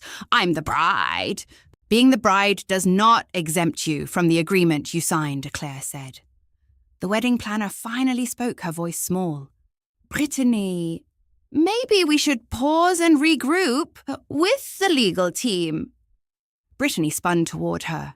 "Tessa, I'm paying you to solve problems, not panic." Tessa's face went red. I watched Claire make a note. Brittany saw that too. "Oh my God," she said, laughing without humor. "Are we all documenting my tone now?" "Yes," Claire replied.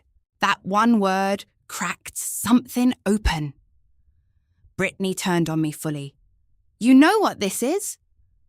This is exactly the old mother drama I was trying to avoid. You couldn't stand that Michael was building a life that wasn't centered around you, so you found a way to insert yourself. You want everyone to feel sorry for you because you had a hard life. Michael whispered, "Brittany, stop." But he whispered. That was the problem. He always whispered when courage required a voice. Brittany kept going too emotional now to remember the cameras, the staff, the contract, or the image she had spent years polishing. You walk around with your sad widow story, and your homemade food, and your little traditions, and you expect everyone to bow down because you struggled. But struggle doesn't make you elegant. It doesn't make you appropriate. It doesn't mean you get to bring that heaviness into my wedding, not our wedding. Michael heard it. I saw that he did. His eyes moved to her, startled. For 1 second, I thought that might be the moment. But Brittany pointed at me, her voice shaking with anger. "You should have known your place." There it was. The sentence beneath every smile. The truth under every polished insult. The courtyard went silent. I felt strangely calm. Maybe because once cruelty finally speaks its real name, you stop having to wonder if you imagined it. I looked at Brittany, then at Michael. My place, I said, was beside my son when he made one of the most important promises of his life. Brittany opened her mouth. I lifted one hand. No, you've said enough. Then I turned to Claire. Please include the courtyard interaction in the compliance review.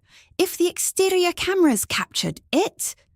They did, Claire said. The courtyard entrance and fountain path are both covered. Brittany's face changed completely. Not guilt. Fear. Image fear. A consequence fear. The fear of a woman who had mistaken being charming for being safe. Michael stepped toward me. Mum, don't send anything yet. Let's talk privately. Now you want private? I asked. His face twisted. I didn't know she was going to say all that. But you knew enough. He flinched. Good. Not because I wanted to hurt him, but because truth should touch the place denial has numbed. I opened my folder and removed a copy of the event agreement summary Evelyn had prepared. I handed it to Claire, not to Michael, because this was no longer a mother pleading with her child. This was business. Notify Ms. Carter that the client has made additional statements relevant to the conduct clause, I said. All pending approvals remain frozen. No vendor modifications, no media access expansion, no drone exceptions, and no final clearance until legal review is complete. Claire accepted the paper. Understood? Brittany's voice rose. You can't freeze my wedding. I looked at her. I am not freezing your wedding. Your behaviour triggered a review. That is the same thing, no, I said. One is revenge, the other is consequence. Michael ran a hand through his hair. This is getting out of control. It has been out of control, I said. You only noticed when control stopped belonging to Brittany. He stared at me as if every sentence pulled the ground from under him. Brittany turned to him sharply. Are you going to let her do this? And there it was again, the test. For once, Michael did not answer immediately. Brittany saw the hesitation. Her expression hardened. Unbelievable, she said. After everything I've done to make this wedding matter. Michael looked at her. Matter to who? The question was quiet. But it was the first honest question I had heard from him in months. Brittany blinked. What? He did not repeat it. Maybe he was not ready. Maybe the courage came and went too quickly. But I saw it. A crack in the beautiful wall. I closed my folder. I'm leaving now, I said. Michael turned back to me. Mom, please, don't go like this. How would you prefer I go, Michael, quietly, gratefully, with a live stream link? His eyes filled suddenly, and that almost undid me. Almost. But tears are not repentance. I had to remember that. I love you, I said, because it was true. But I will not disappear to make your life look cleaner. I walked past him toward my car. This time he did not follow. Behind me, Brittany began speaking rapidly to Tessa, demanding calls, solutions, reassurance. Claire's voice remained calm, repeating that all matters would go through legal review. Michael said nothing. When I reached my sedan, the young attendant who had mistaken me for a vendor stood straighter. Mrs. Perez, he said, opening my door. The respect in his voice nearly broke me. Thank you, I said. I sat behind the wheel and waited until my hands stopped trembling enough to drive. In the rearview mirror, I could see the estate rising behind me, beautiful and wounded and restored. I could see Michael standing in the courtyard with his hands at his sides. I could see Brittany talking at him, not to him. For years I had thought my silence protected my family, but silence had only given lies more room to decorate themselves. As I drove away from Magnolia Ridge, my phone buzzed once. A text from Michael. Mum, what are you really trying to do? I pulled over near the gate and read it twice. Then I typed back, I am trying to tell the truth without begging you to love me. No, I sent it before I could soften it. Then I drove home under the wide Texas sky, knowing the wedding had not been cancelled. Not yet. But Brittany's perfect image had finally met something it could not filter. Evidence. Michael came to my house that same night. I knew he was coming before I saw his headlights because my phone had been quiet for too long. That was how my son handled fear when he did not want to call it fear. He disappeared into silence, gathered his anger around him like a suit jacket, and then showed up ready to make his discomfort someone else's fault. It was almost 8:30 when light swept across my front window. I was sitting at the kitchen table, not eating, not reading, not watching television, just sitting with a cup of tea gone cold between my hands, and the leather folder Evelyn had prepared resting beside me. A foolish part of me hoped he had come to apologize. Even after everything, even after the phone call, even after the ballroom, even after the courtyard, a mother's hope can be the last thing to learn self-respect. He knocked twice, then opened the door with the key I had never asked him to return. Mom, I looked toward the hallway. In the kitchen. He walked in wearing the same navy blazer from the walkthrough, though now it was wrinkled at the elbows. His hair looked as if he had run his hands through it 100 times. His face was tired, tense, and flushed with the kind of anger that comes from embarrassment more than conviction. For 1 second, I saw the boy who used to come home after losing a soccer game furious at the world because he did not know Harry to say he was hurt. Then I saw the man who had let his fiancée tell me to know my place. Sit down, I said. He did not. I don't want to sit. All right. That seemed to irritate him more. Maybe he expected me to beg for calm, to soften myself around his mood. I had done that most of his life. I could admit that now. I had shaped rooms around Michael's feelings because after Raymond died, I could not bear to see my son suffer more than he already had. But a grown man's discomfort is not always an emergency. Sometimes it is accountability arriving late. What were you thinking? He asked. I took my hands from the teacup and folded them in my lap. About many things. Don't do that. Do or act calm when you just blew up my life-y. There it was. Not, I'm sorry. Not, are you okay? Not, I should have stopped her. His life had been disturbed, and somehow that had become the center of the story. I did not blow up your life, I said. I attended a contract compliance walkthrough. His laugh was sharp. Listen to yourself. Contract compliance? You're my mother. Yes, I said. And you were my son when you told me to watch your wedding online. He looked away jaw tight. You humiliated Brittany, he said. No. Brittany spoke. The cameras recorded. Claire witnessed. Tessa witnessed. The staff witnessed. If humiliation came, it came from her own words. You set her up. I let her speak. You knew she'd react. I suspected she would reveal herself. That's the same thing. No, Michael. It is not.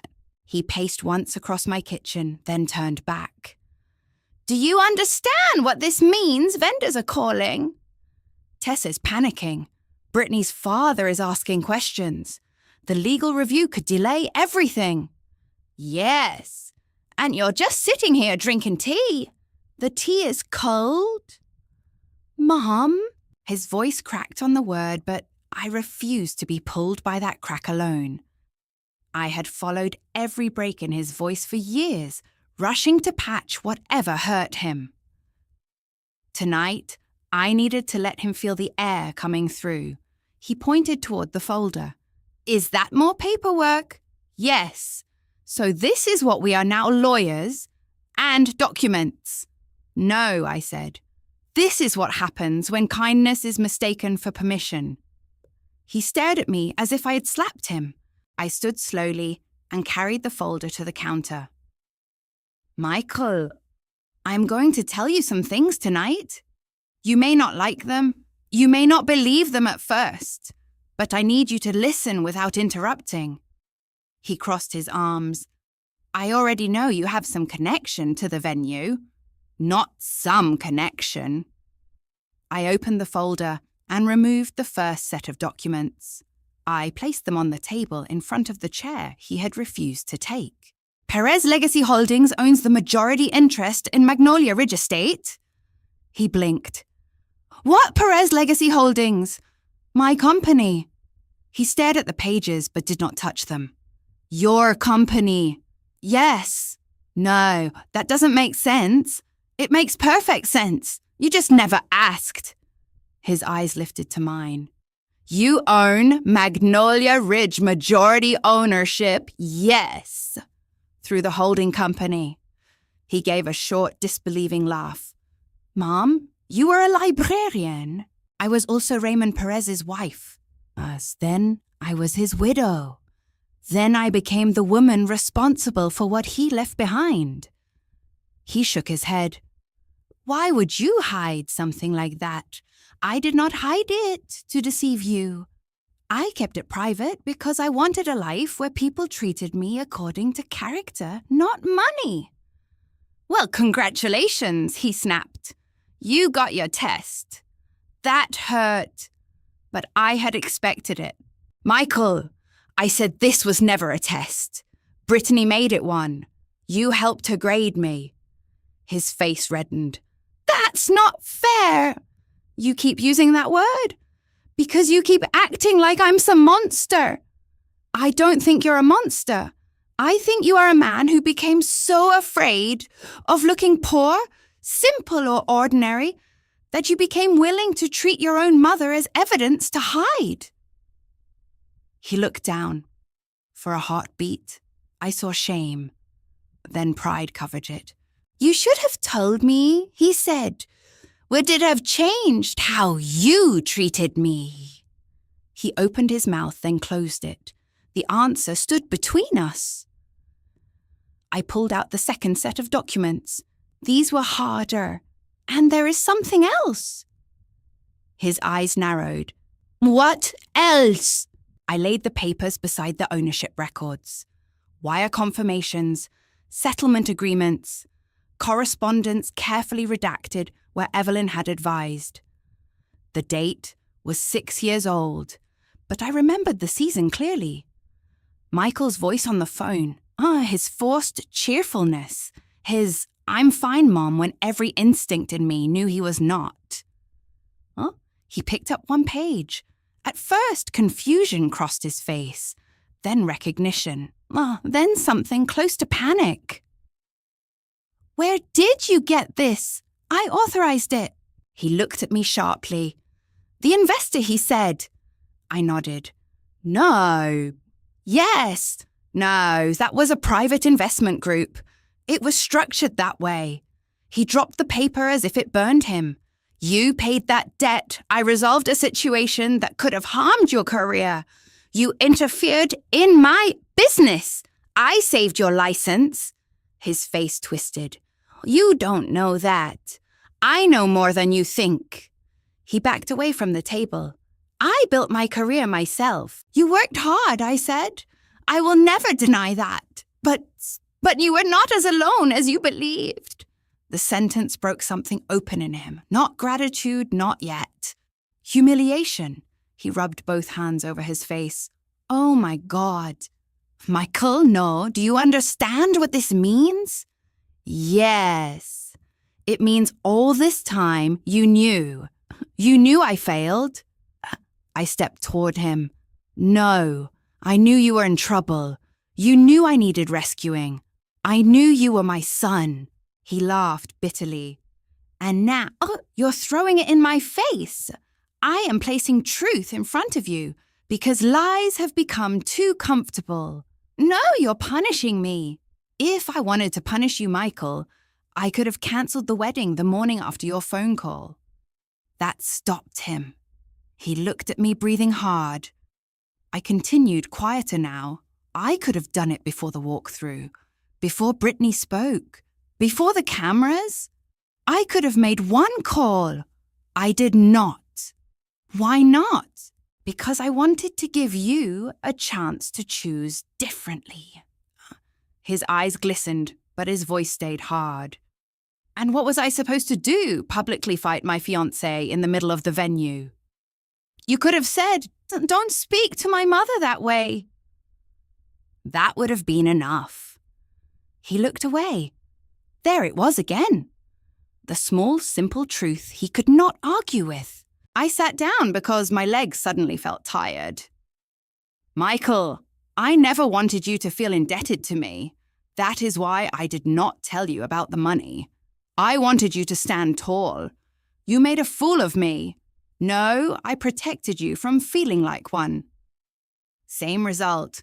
No, I said with more firmness than before. The result is that you forgot protection is not weakness. You looked at my old car, my little house, my quiet life, and decided I had nothing to teach you anymore. He flinched. Good. Again, not because I wanted pain, but because denial was finally cracking. He looked around the kitchen. His eyes moved over the cabinets, the small table, the stove light, the ceramic rooster still sitting on the shelf. Maybe for the first time in years, he was seeing not poverty, not embarrassment, but history. This house, I said, following his gaze, held you when you had nowhere else to be. It held your grief, your dreams, your anger, your father's memory. And you let Brittany treat it. Treat me as something beneath the life you wanted. His voice dropped. I didn't know she would say all that. But you knew what she thought. He did not answer. You knew before the phone call. You knew at the engagement dinner. You knew when she pushed back the brooch. You knew when she told you I didn't fit. And every time, you chose quiet. He swallowed hard. Finally, he sat down. Not gracefully, not calmly. He sank into the chair across from me like his body had run out of excuses. For one moment, the kitchen looked like years ago. Michael on one side of the table, me on the other, some difficult truth between us. I'm angry, he said. I know. I'm angry that you kept this from me. I know. I'm angry that Brittany knows something is wrong now. You are still worried about Brittany. His eyes flashed. She's my fiancée, and I am your mother. I know that. Do you? He pressed his lips together. I leaned forward. Michael, I'm not asking you to choose me because I own Magnolia Ridge. I am not asking you to leave Brittany because I have paperwork. I am asking you to look honestly at the woman you are about to marry and the man you have become beside her. His face tightened again, but this time the anger looked weaker. Yeah, she'll think you're trying to control us, he said. I cannot control what Brittany thinks. I can control what I allow on property I am responsible for. So what happens now? Evelyn reviews the footage and the contract. Claire documents today's incidents. If Brittany apologizes sincerely to the staff, corrects the guest list, stops misrepresenting me, and agrees to comply with all terms, then there may be a path forward. He looked startled. Oh, you'd still let the wedding happen? If the wedding is built on respect and truth, I have no need to stop it. And if not, then it does not happen at Magnolia Ridge. He stared at me for a long time. I wanted him to apologize. I wanted him to reach across the table and take my hand. I wanted him to say he had been blind, foolish, ashamed. I wanted the scene mothers pray for in the quiet places of their hearts. Instead, he stood. I need time, he said. Disappointment moved through me, but it did not surprise me. Take it. He gathered none of the papers. He left them on the table as if touching them made the truth too real. At the hallway, he stopped. Mom, I looked at him. Did Dad know about the estate becoming... All this I softened despite myself. He believed it could. Michael's eyes lowered. Then he nodded once and walked out. I heard the door close. His car started a minute later. The headlights passed over my window again and disappeared down the street. I remained at the table surrounded by documents that proved wealth sacrifice ownership rescue. But none of them proved love. That had never been the problem. The problem was that I had spent a lifetime loving my son quietly, and he had mistaken quiet love for something that could be ignored. I gathered the papers and placed them back in the folder. Then I locked the front door. For the first time, I removed Michael's key from the hook beside it and put it in the drawer. Not because I had stopped loving him, because even love needs a boundary when it keeps finding the door unlocked. The next morning, I woke before sunrise with the strange heaviness that comes after a night full of truth. For a moment, I lay still and listened to the house. The old pipes clicked softly. A bird began calling outside my window. Somewhere down the street, a car engine turned over as someone left early for work. Everything sounded ordinary. That felt almost offensive. How could the world continue in its usual way after my son had sat at my kitchen table and learned that the life he thought he had built alone had in part been held up by the mother he had been willing to hide? But that is one of the hardest lessons of aging. The world does not stop for your private heartbreaks. It keeps making coffee opening banks, delivering mail, and turning traffic lights from red to green. So I got up. I made my bed. I washed my face. I stood in front of the mirror and studied myself. There were shadows beneath my eyes, but my gaze was clear. I was not healed, but I was no longer confused. That morning, I called Evelyn.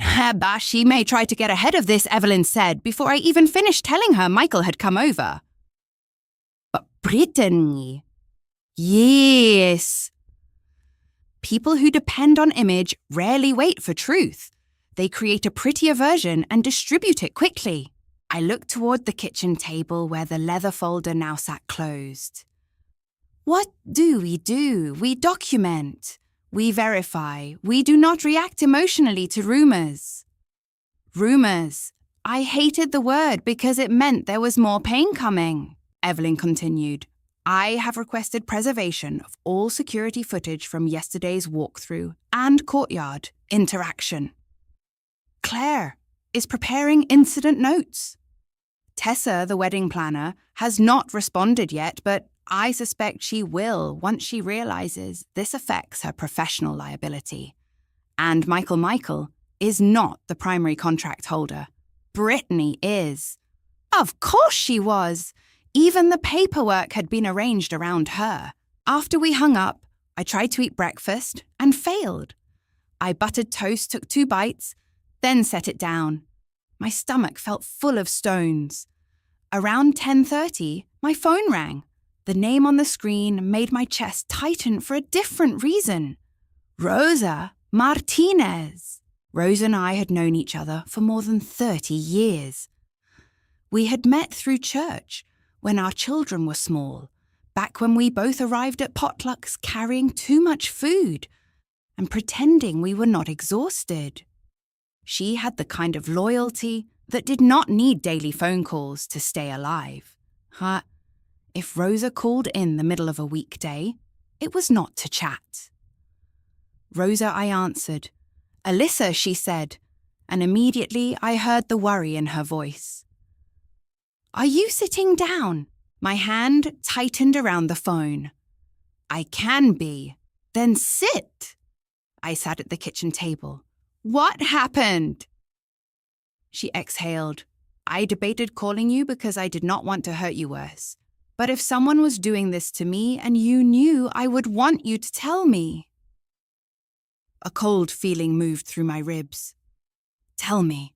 My niece Sophia has been helping part-time with one of the wedding planning teams in Austin. Not the main planner, but one of the assistants who handles guest communications and vendor notes.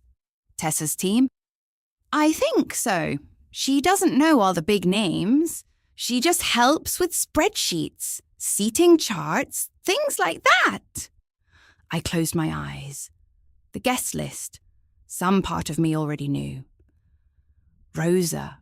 What did she say? Rosa hesitated, and that hesitation hurt, almost as much as the answer. "Alyssa, they didn't just leave you off the guest list." "I said nothing. She said there were notes, internal notes, about family sensitivities." My throat tightened. "What kind of notes?" Rosa's voice lowered. It said the groom's mother declined attendance due to discomfort with the couple's lifestyle and differences with the bride. For a second, I could not process the sentence. Declined attendance, discomfort, differences with the bride. The lie was so clean, so professional, so ready to be believed. I had not been rejected. I had declined. I had not been excluded. I was difficult. I had not been wounded. I was disapproving. I stood up without meaning to, then sat back down because my knees felt weak. "Is there more?" I asked. Rosa was quiet. "Yes." I gripped the edge of the table. "Sophia said Brittany told her team you were emotionally unpredictable, that you might try to make the wedding about your late husband, that you had trouble accepting Michael's new life." I stared at the wall. On that wall hung a photograph of Raymond holding Michael on his shoulders at the San Antonio Zoo. Michael must have been 4. Raymond was laughing. Michael had one tiny hand buried in his father's hair. Trouble accepting Michael's new life. No, I had accepted every version of Michael that came home to me. Grieving Michael, angry teenage Michael, ambitious Michael, proud Michael, distant Michael. I had accepted so much that I had nearly disappeared under it. "What else?" I whispered. "Alyssa, tell me." Rosa's voice trembled now. "Brittany told some people you refused to attend because you didn't support the marriage. She said Michael was devastated, but trying to respect your boundaries." I laughed once. It was not a real laugh. It was the sound a heart makes when it cannot break any more neatly. "My boundaries," I said. "I'm sorry." She used that word, yes. I thought of Michael saying Brittany and he were protecting their peace. I thought of him saying they had not framed it as excluding me. I thought of him sitting at my kitchen table, still more angry at being exposed than ashamed of what had been done. "Does Michael know?" Rosa asked gently. "I don't know, but I did know something worse. He knew enough. Maybe he had not written the notes. Maybe he had not typed the lie into a spreadsheet. Maybe he had not personally told Brittany's family that I refused to attend. But he had allowed the first false sentence to exist. And lies, once permitted, grow children of their own. Can Sophia send anything? I asked. She is scared. She doesn't want to lose work or get sued. I don't want to put her in danger. I know, but she took screenshots before she realized how serious it was. Not to gossip. She just thought it was strange. Why? Because Charles Caldwell asked her at one point whether there was a special seating arrangement for the groom's mother. Sophia said the planner looked confused. Then Brittany came in and said it was handled. Charles, Brittany's father, did not know. That detail settled into me like a key turning. Rosa, I said carefully, Do you think Sophia would be willing to speak with my attorney confidentially, I can ask? Only if she's comfortable. She will be. She was upset, Alyssa. She said it didn't feel right. I closed my eyes again, tears pressed behind them, but I held them there. Thank her for me. I will. Rosa's voice softened. Alyssa, I am so sorry. You deserved better. Those words nearly undid me, not because they fixed anything, because they named the wound plainly. I keep thinking I said my voice unsteady now that maybe I should have fought earlier. Maybe every time Brittany made those little comments, every time Michael stayed silent, I should have said something. You were trying not to lose your son. I may have lost him anyway. No, Rosa said. He lost his way. That is not the same thing. I wanted to believe her. After we hung up, I sat in my kitchen for a long time. The house was quiet. Too quiet. Being left out is painful. Being erased is different. Being blamed for your own absence is a special kind of cruelty because it steals not just your place, but your voice. It lets everyone look at an empty chair and believe you chose not to sit there. It makes your pain look like pride. It turns your wound into evidence against you. That was what Brittany had done, and Michael had handed her the pen. I called Evelyn immediately. She answered with her usual calm, but by the time I finished repeating Rosa's information, I heard steel enter her voice. Do you have the niece's name, Sophia Martinez? Rosa will ask whether she can speak with you. Good, but we will handle her carefully. No pressure, no exposure unless necessary. Can internal notes matter? They can matter a great deal, especially if they show a pattern of misrepresentation. I looked at the cold toast still sitting on a plate near the sink. She told people I refused to come. Then we need proof that you were told not to come. I have my memory. We need more than memory. I don't record calls. I know, but I have texts. Michael texted me after the walkthrough, and there may be messages from him about livestream details or the guest list. Send me everything, even things that seem small. I scrolled through my phone while Evelyn stayed on the line. Messages from Michael. Short, careful messages from previous weeks. Brittany is trying to keep the guest count tight. We'll celebrate privately after. Please don't take this personally. The live stream will be high quality. Each message looked harmless alone. Together they formed a staircase down into the truth. Then I found one I had forgotten. It was from the night after the phone call sent at 11:14 p.m. Mom, I know this hurts, but it's better this way. You won't have to feel out of place. I read it aloud to Evelyn. She was silent for a moment. That helps, she said. My hand trembled. It hurts. Yes, she said softly. Evidence often does. I forwarded the messages. By late afternoon, Rosa called back. Sophia had agreed to speak with Evelyn. She would not make public accusations, but she would share screenshots confidentially if her identity could be protected as much as possible. She said there are notes about you, Rosa told me, and emails where Brittany approved the wording. I closed my eyes. Approved the wording, as if erasing a mother were a branding decision. That evening, Evelyn called again. I have spoken with Sophia, she said. The screenshots are significant. I sat down slowly. How significant? They show Brittany instructing the planning team to mark you as voluntarily absent. They also show a note that says, and I'm paraphrasing, the groom prefers not to challenge the bride's decision due to family emotional complications. The groom prefers. Michael. My son's silence had made it into writing. I pressed my fingers against my lips. Evelyn's voice gentled. Alyssa, I am sorry. What happens now? We send formal notice that the event remains under compliance review. We request correction of all false guest records. We require written acknowledgement of the conduct issues. And we make clear that any further misrepresentation of your role, your attendance, or your relationship to the ownership may result in termination.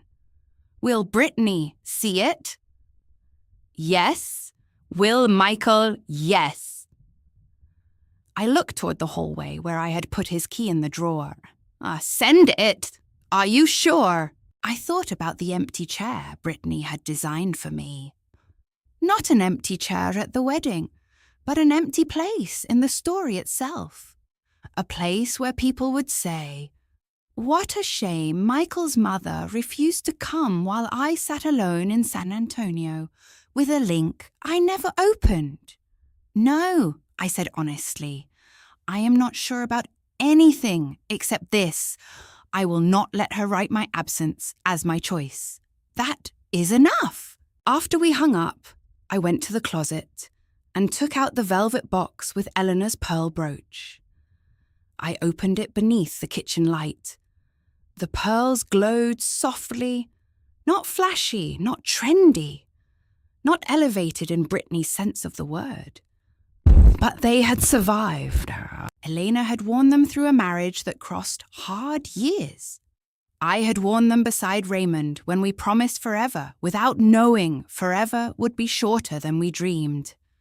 I had offered them to Brittany as a blessing, and she had sent them back like they were unfashionable. I pinned the brooch to my cardigan, not for her, for myself. Then I stood in front of the mirror. I did not look powerful in the way Brittany understood power. No designer dress, no perfect lighting, no followers waiting for my opinion. But I looked like a woman who had stopped asking permission to be hurt. My phone buzzed just after 7. A message from Michael. "What did you send to Evelyn?" I stared at it for a long moment. Then another message came. "Brittany is furious. Her father is asking questions now." I typed slowly. "Good. He deserves answers too," Michael replied, almost immediately. "You're making this public." I looked at those words, feeling the old pull to soothe him, to explain gently, to absorb the blame so he would not have to feel cornered. Instead, I wrote, "No, Michael. Brittany made a public lie. I am making a truthful record. I sent it." This time, he did not answer. Outside evening settled over San Antonio. The sky turned purple again. Raymond's colour. The kitchen light reflected in the window. And for a moment, I could see myself there, older, tired, grieving, but still standing. It is one thing to be left out. It is another to be erased and blamed for your own absence. That night, I made myself dinner. Just soup and toast, nothing special. I sat at the table wearing Elena's brooch and ate slowly. For the first time in days, the empty chair across from me did not feel like proof of what I had lost. It felt like space. Space where lies no longer got to sit. The invitation came from the last person I expected. 2 days after Evelyn sent the formal notice, my phone rang while I was watering the small pots of basil and rosemary on my back porch. I almost let it go to voicemail because I did not recognize the number. By then, every unknown call felt like it might carry more trouble, but something made me answer. "Hello," a man's voice said. "Mrs. Perez."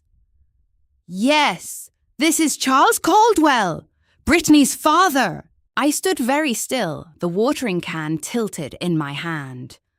Water spilled over the edge of the basil pot and ran down onto the porch. "Mr. Caldwell," I said carefully. "I hope I'm not calling at a bad time." "No, not at all. That was not entirely true. Any time was a bad time to hear from the father of the woman who had tried to erase me from my own son's wedding. But his voice was not angry. It was controlled, formal, and beneath that, troubled. "I received some information from your attorney," he said. "And from the planning team." "I see. I'm not calling to discuss legal matters. I'll leave that to the attorneys." "That may be best." "Yes." He paused. "I'm calling because tomorrow evening is the rehearsal dinner, and I was under the impression that you would be attending." My grip tightened around the phone. "No," I said softly. "I was under a different impression." There was silence on the line. Then Charles said, "Mrs. Perez, did my daughter tell you not to come? I looked out at my little backyard. The fence needed repainting. A mourning dove sat on the telephone wire. The world again looked far too ordinary for the question I had just been asked. My son told me Brittany believed my presence would make the wedding awkward." Charles did not respond immediately. When he finally spoke, his voice was lower. "Those were the words used, yes. I was told you preferred not to attend because of personal discomfort." "I know." Another silence. This one was heavier. "I owe you an apology," he said. The words surprised me so much I forgot to breathe for a second. "You don't owe me anything, Mr. Caldwell." "I disagree. My family name is attached to this event. If you were disrespected under that name, I owe you at least the decency of saying I did not know. There are moments when dignity arrives from strange places.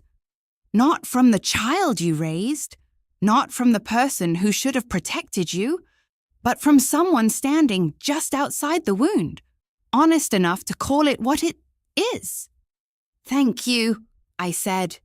He cleared his throat. "I would like you to come to the rehearsal dinner." My heart gave one hard beat. "I'm not sure that would be wise." "Perhaps not," he said. "But it would be right. Right." That word settled into me differently than perfect, polished, elevated, or awkward. Right was simpler, stronger, less interested in appearances. "Does Brittany know you're inviting me?" I asked. "No." "Does Michael know?" "Then I imagine my arrival may cause discomfort." I imagine the truth often does. I almost smiled.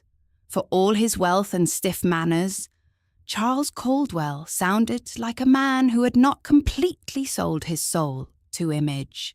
"The rehearsal dinner is at the Juniper House in Austin," he continued. 7 o'clock, private room, both families, close friends. If you choose to come, I will make sure you are received properly." The phrase made my throat ache. Received properly. Such a small thing. And yet after weeks of being treated like an inconvenience, it sounded almost sacred. "I will think about it," I said. "Of course." Before he hung up, Charles added, "Mrs. Perez, I have 3 daughters. Brittany is my youngest. I have loved her fiercely and I suspect too easily. But if she has done what these documents suggest, then she needs to face it before she becomes someone's wife." After the call ended, I remained on the porch for a long time. The basil smelled sharp and green in the warm air. My hand still held the watering can. Water had pooled around my slippers. I did not want to go. That was the truth. I was tired of rooms where people looked at me and calculated my worth. I was tired of walking into beautiful places with my heart braced for impact. I was tired of giving Michael chances to choose me and watching him look away. But I also knew that if I stayed home, Brittany's version of the story would keep breathing. She would say I was unstable. She would say I refused to come. She would say I created drama from a distance because I could not accept her. And Michael, whether through fear or shame or habit, might let her. I called Evelyn. She answered with, "I wondered when he would call." "You expected Charles, I hoped." You knew he didn't know I suspected. His responses through counsel were too direct. Men protecting lies usually use fog. He asked for documents. I sat down on the porch chair. He invited me to the rehearsal dinner. Good. Good, yes. Evelyn walking into that room could look like provocation. Not if you are invited by the host. He didn't tell Brittany. That is his choice. I don't want a scene. You may not be able to prevent one, but you can refuse to create one. I breathed out slowly. Will you come with me? I was hoping you'd ask. That nearly made me cry. Not because I needed legal protection only, but because I needed someone beside me who knew the full truth and would not let me shrink from it. The next evening, I dressed with more care than I wanted to admit. I chose the navy dress again, the one I had worn to the engagement dinner. But this time, I did not wear it, hoping for approval. I wore it because it was mine. I pinned Elena's pearl brooch near my shoulder, not hidden in a bouquet, not offered to a woman who could not understand it, but visible against the fabric. I wore Raymond's anniversary earrings. I brushed my hair until the silver strands lay smooth. When I looked in the mirror, I saw age. I saw exhaustion. I saw grief. But I also saw a woman who had survived every day she once thought would kill her. Evelyn arrived at 6 in a black sedan driven by her assistant's nephew because she insisted neither of us should worry about parking. When she stepped out, she looked me over and nodded once. Perfect, she said. I don't feel perfect. Good. Perfect people are usually unbearable. I laughed despite myself. The drive to Austin took just over an hour. We did not talk much. The highway stretched ahead, glowing under the evening light. I watched fields and buildings pass by, feeling each mile carry me closer to a room where my son would have to see me, not as a memory, not as an embarrassment, but as a person standing in the truth. The Juniper House was a beautiful restaurant tucked into a renovated historic home with warm lights, white tablecloths, and live oak branches hanging over the entrance. Agai, it was exactly Brittany's style, elegant, understated, expensive enough to feel exclusive without looking loud.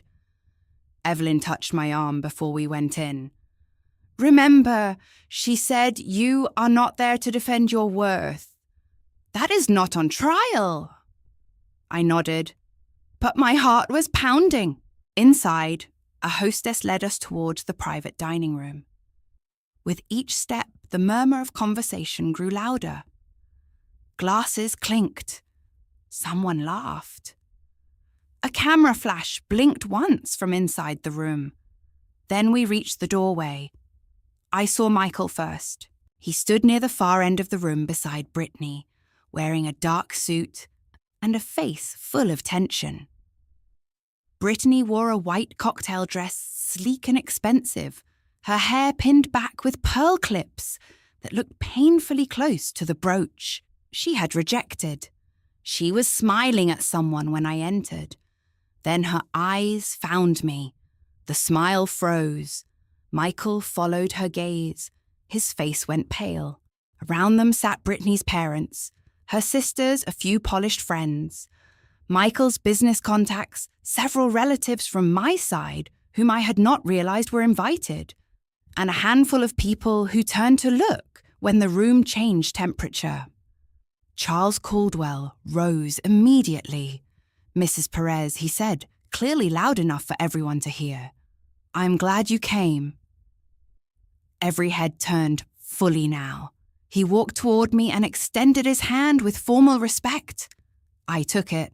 Thank you for inviting me, Mr. Caldwell. The honor is ours. Behind him, Brittany's expression tightened into something dangerous. She moved forward quickly.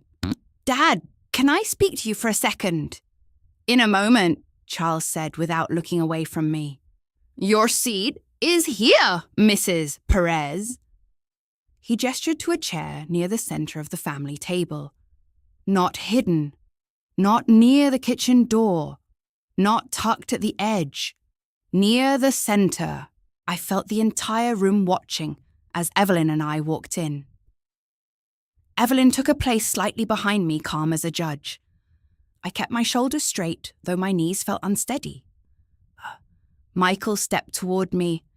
"Mom, what are you doing here? I was invited." "By who?" Charles turned then. "By me." Brittany's voice sharpened. "Dad, this is not appropriate." Charles looked at his daughter. That is an interesting word, considering the circumstances. A few guests exchanged glances. Diane Caldwell sat very still, one hand around her wine glass. Brittany's sisters looked confused. My cousin Teresa, seated near the end, stared at me with wide eyes, clearly realizing she had not been told the whole story. Brittany forced a laugh. "There's been a misunderstanding. Alyssa and I were going to resolve this privately." "No," I said. The room quieted. My own voice surprised me. It was not loud, but it carried. "No," Brittany repeated. "No," I said again. "There has been too much privacy around lies already." Michael whispered, "Mum, please." I looked at him. "Please what?" "Leave again, stay quiet again. Let people believe I chose not to be here." His face crumpled slightly, but Brittany stepped between us with a bright, brittle smile. "This is exactly what I was worried about," she said to the room. Emotional escalation. Charles's eyes narrowed. "Brittany," she turned to him. "Dad, you don't understand the history here. I am beginning to." Evelyn stepped forward, then her folder held neatly in one hand. "Mr. Caldwell," she said, "with your permission, I can clarify the relevant facts without disclosing more than necessary." Brittany's head snapped toward her. "Absolutely not." Charles did not hesitate. "You have my permission." The room went silent in a way I had never heard before. Not awkward silence, not embarrassed silence, waiting silence. Evelyn placed the folder on the table but did not open it yet. First she said Mrs. Perez did not decline attendance at the wedding. She was informed by her son that her presence would be considered awkward and that she should watch via livestream. A soft gasp came from somewhere near the middle of the table. My cousin Teresa whispered, "Alyssa!" Michael closed his eyes. Brittany said, "That is a very one-sided interpretation." Evelyn continued unbothered. Second internal planning notes represented Mrs. Perez as voluntarily absent due to discomfort with the couple's lifestyle and conflict with the bride. We have written documentation indicating those notes were approved by Ms. Caldwell. Brittany's cheeks flushed. Those were planning simplifications.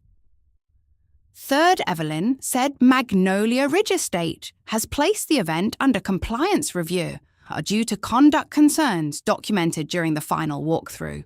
Charles turned slowly toward Brittany. "Conduct concerns?" he asked. Brittany looked cornered now. "This is being exaggerated because Alyssa's upset." For the first time I addressed the room. "I am upset," I said. "Any mother would be, but being hurt does not make me dishonest." No one spoke. I looked at Michael. "I did not come here to ruin your dinner. I came because your bride told people I chose absence when the truth is that I was asked to disappear." Michael's eyes filled. Brittany's voice rose. "You are making this about you." I turned to her. "No, Brittany, you made it about me when you decided my empty chair needed a lie." Charles put both hands on the back of a chair, his knuckles pale. "Brittany," he said slowly, "what exactly have you done?" That question seemed to strip the room bare. Brittany looked at her father, then at Michael, then at the guests whose eyes were no longer admiring but searching. For once, there was no camera angle that could save her, and I realized that the rehearsal dinner had become what weddings often pretend to be, but rarely are. A place where families tell the truth before vows are spoken. For several seconds, no one moved. Charles Caldwell's question remained in the room like smoke after a gunshot. Brittany! He said again, his voice lowered this time. What exactly have you done? Brittany stood near the end of the table, one hand pressed lightly against the back of Michael's chair, as if she needed something to hold without looking like she needed support. Her face was still beautiful, her dress was still perfect, the pearl clips in her hair still caught the warm restaurant lights, but the shine had changed. It no longer looked elegant, it looked fragile.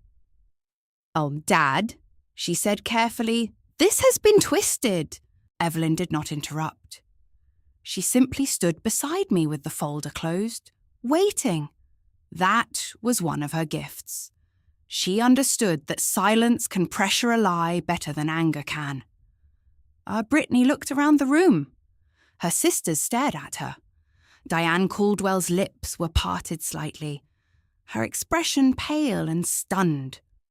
My cousin Teresa had tears in her eyes. Michael's business contacts sat rigidly, as though they wished the floor would open beneath their polished shoes. Michael himself looked trapped between shame and disbelief. I wanted him to speak. I wanted him to stand up, not as my little boy, but as a man, and say I knew. I let this happen. I'm sorry. But he only gripped the edge of the table. Brittany saw his silence and filled it as she always did. Weddings are complicated, she said. Families are complicated. I was trying to protect the day. Charles's jaw tightened. From the groom's mother, from tension. What tension? Brittany looked at me then, and for one instant I saw the resentment she usually hid behind polished phrases. Alyssa has never accepted that Michael's life is different now. A small sound escaped Teresa. That is not true. Brittany ignored her. She's sentimental. She brings up painful things. She makes Michael feel guilty for wanting more. I felt Michael flinch. For the first time, I wondered whether Brittany had not only shamed him about me, but also fed his shame about himself. Maybe she had whispered his deepest fear back to him in prettier words that he came from too little, that he needed her world to become enough. That did not excuse him, but it helped me understand the cage he had helped build around himself. Charles turned to Michael. Is that what you think of your mother? Michael's eyes lifted. The whole room waited. His mouth opened, but no words came. Brittany spoke quickly. Michael has been under enormous stress. He doesn't need to be interrogated at his own rehearsal dinner. Charles did not look at her. I asked Michael. A silence fell again. Michael swallowed. I don't think Mom is. I don't think she's bad. Bad? Such a small defense. My heart sank despite myself. He continued, voice rough. I thought she might be uncomfortable, Brittany thought. No, Charles said sharply enough that even Brittany blinked. Do not tell me what Brittany thought. Tell me what you chose. The words struck Michael harder than anything I had said. Maybe because they came from another man. Maybe because Charles represented the world Michael had been trying to impress. Maybe because sometimes truth spoken by a stranger enters where a mother's pleading cannot. Michael looked at me. I held his gaze. I did not rescue him. I chose not to fight it, he said finally. The admission was quiet, but it landed heavily. Brittany turned on him. Michael! He shook his head once, still looking at me. I chose not to fight it. My chest hurt. Not because I was surprised, because hearing the truth aloud gave it a body. Evelyn opened the folder then. Mr. Caldwell, she said there is one additional fact that should be understood before any further decisions are made regarding the wedding venue. Brittany's eyes flashed. No, this is private. Evelyn looked at her. The ownership of the venue is not private in the context of a contract dispute. Charles nodded. Go on. Evelyn removed one document and placed it on the table angled toward Charles. Magnolia Ridge Estate is majority-owned through Perez Legacy Holdings. Mrs. Alyssa Perez is the controlling owner. The room changed. It was not loud. No one shouted. No glass shattered. But I felt the shift as clearly as wind before a storm. Several guests looked from Evelyn to me. Teresa covered her mouth. Diane Caldwell sat back slowly. One of Brittany's sisters whispered, What? Michael closed his eyes.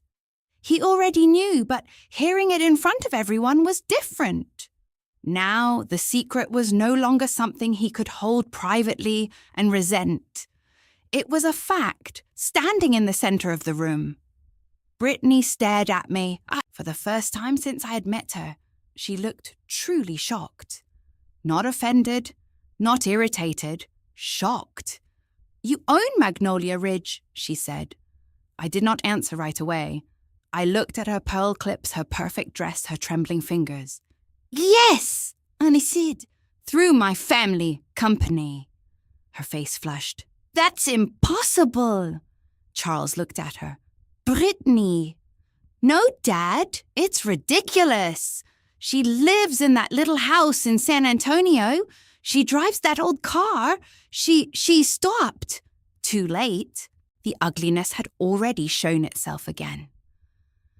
My cousin Teresa stood halfway from her chair.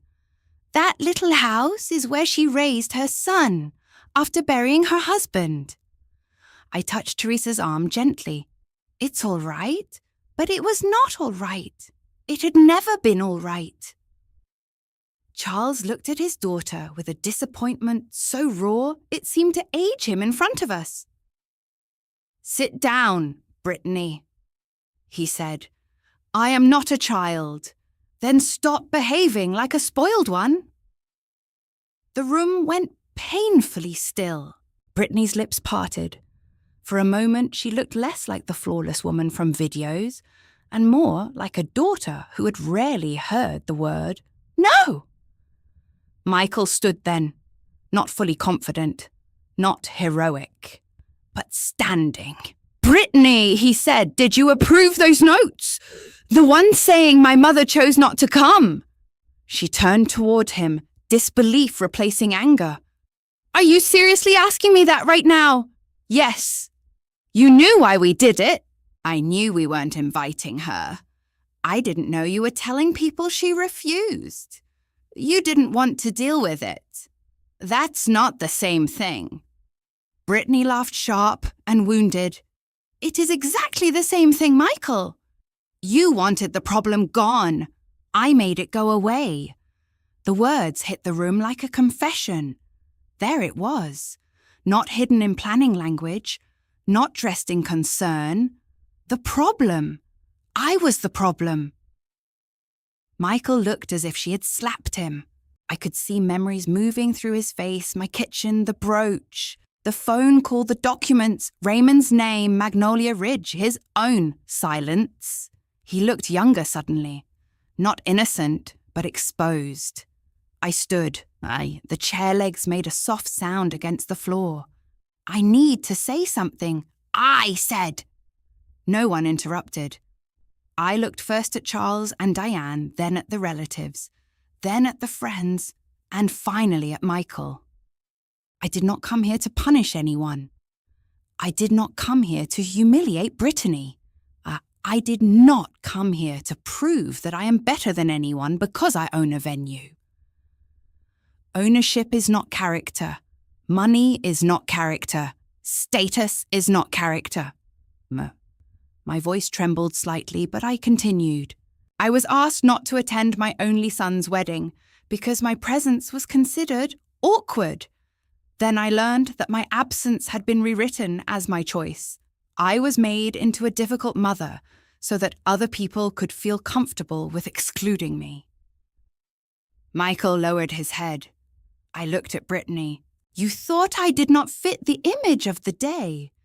But a wedding is not supposed to be an image. It is supposed to be a promise.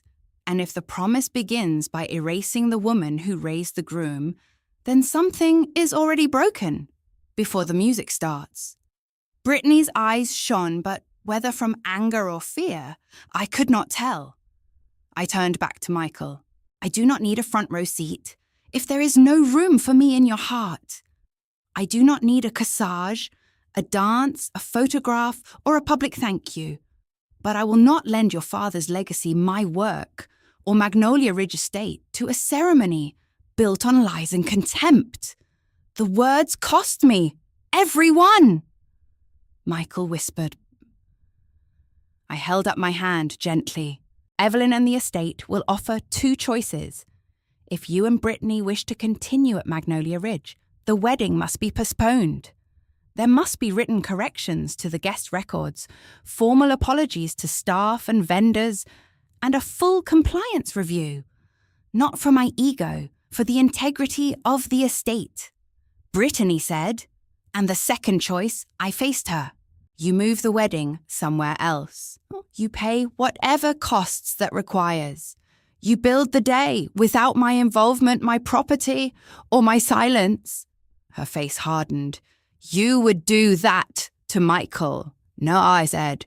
I would allow Michael to experience the consequences of the life he is choosing. Michael sank back into his chair, as if his legs had weakened. Charles rubbed a hand over his face. The wedding is in 2 days. I know, Evelyn said calmly. Brittany turned toward her father.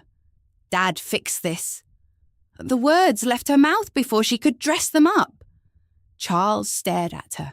Fix what he asked. This she snapped. The venue, the vendors, the contract. Michael said everything would be taken care of. Michael looked at her sharply. I did too. Everything would be taken care of. The sentence opened another door. Charles's voice became dangerously quiet. By whom? Brittany glanced at Michael, then at me, then back at her father. For once she seemed to realize the room had outgrown her control. I meant generally, she said. No, Michael said softly. Everyone looked at him. He stared at Brittany as though seeing her from a distance for the first time. You meant my mother, he said, or whatever you thought they could get from her. Brittany's face twisted. Don't be dramatic. But her voice had lost power. Michael stood again, slower this time. You didn't just want me. You wanted what I looked like I could give you. That is not fair. I almost laughed at the word. Fair? It had travelled around so much lately, always landing in the mouths of people facing consequences. Charles turned to Evelyn. What happens if the event is terminated? Evelyn answered professionally. Under the conduct clause and misrepresentation provisions, the estate may retain certain deposits and decline further performance. Final determination is pending review, but the documented incidents are substantial. Brittany looked at her father again. Dad! But Charles did not move to rescue her. Diane began to cry quietly. For all Brittany had done, she was still someone's daughter. I understood that pain in the room. Charles and Diane were watching a child they loved become a truth they could not admire. That kind of heartbreak has no winner. I picked up my purse. I think I should leave now, I said. Charles turned to me. Mrs. Perez, I am deeply sorry. I believe you. Teresa rose and hugged me hard. You should have told us. I was trying to protect Michael. She whispered. Who was protecting you? I had no answer. As I walked toward the door, Michael followed me. Mum, wait. This time I stopped. He stood before me, pale, shaking his eyes, wet. I don't know what to say. I looked at him, my beautiful, foolish, wounded son. Then say nothing until you know the truth. I said. And when you do speak, make sure it is not just because you're afraid of losing a venue. He flinched, but he nodded. I stepped out into the warm Austin night with Evelyn beside me. Behind us, voices began rising again. Brittany's sharp, Charles's low, Michael's broken, Diane's tearful. The rehearsal dinner had not ended with a toast. It had ended with the truth standing under the magnolia lights, plain and unfiltered. And for the first time, everyone could see exactly who had been made awkward by it. It was not me. The wedding was supposed to happen on Saturday at 4 o'clock. By 10 that morning, Magnolia Ridge Estate was quiet. No string quartet tuning beneath the oak trees. No white aisle runner being unrolled across the grass. No florist vans lined along the service road. No bridesmaids laughing in silk robes near the bridal suite. No champagne glasses waiting on silver trays. Just quiet. Claire called me at 9:30 to confirm what Evelyn had already told me the night before. Mrs. Perez, she said gently, the event is officially suspended. Legal notice was delivered to Ms. Caldwell and Mr. Perez at 8:15 this morning. Security has been instructed not to permit vendor setup for the Caldwell-Perez wedding. I was standing in my kitchen with one hand resting on the counter. The same kitchen where Michael had told me he would send a livestream link. The same kitchen where I had cried until the tea went cold. The same kitchen where I had learned that a mother could be erased on paper before she was erased in public. "Thank you, Claire," I said. "I'm sorry it came to this. So am I, and I meant it. That is what people who have never been deeply hurt do not always understand. Consequences can be necessary and still break your heart. I did not wake up that morning smiling because a wedding had collapsed. I did not feel powerful because Brittany's perfect day had fallen apart. I felt tired, sad, old in a way that had nothing to do with age, because no matter how justified I was, my son was still somewhere in Austin watching the life he had chosen crack open. And I was still his mother. By noon the calls began, not to me directly at first. To Evelyn, to Claire, to Magnolia Ridge's administrative office. Vendors wanted confirmation. The florist wanted to know whether arrangements should be redirected. The videographer asked about cancellation fees. The catering company requested written documentation before releasing staff.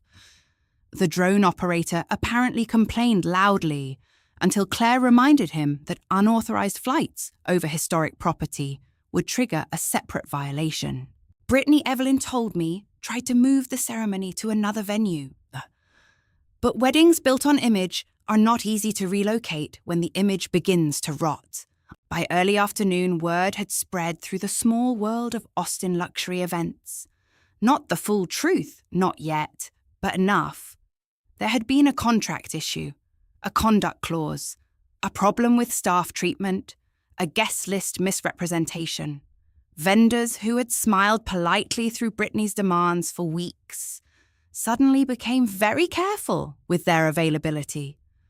One venue declined because they could not accommodate the event on such short notice. Another required full payment up front, including rush fees. A third asked whether the bride was the same Brittany Caldwell involved in the Magnolia Ridge suspension. That was the end of that conversation. Brittany's world, the one she had polished so carefully, began doing what polished worlds often do when trouble appears. It stepped back. At 2 o'clock, Rosa called. "I heard people are leaving Austin," she said. "What people?" "Guests. Some of your relatives. Teresa called me. She said once folks found out you had been told not to come, they didn't feel right attending anything Brittany arranged." I sat down slowly. They don't have to do that for me. They want to. Those 3 words nearly undid me.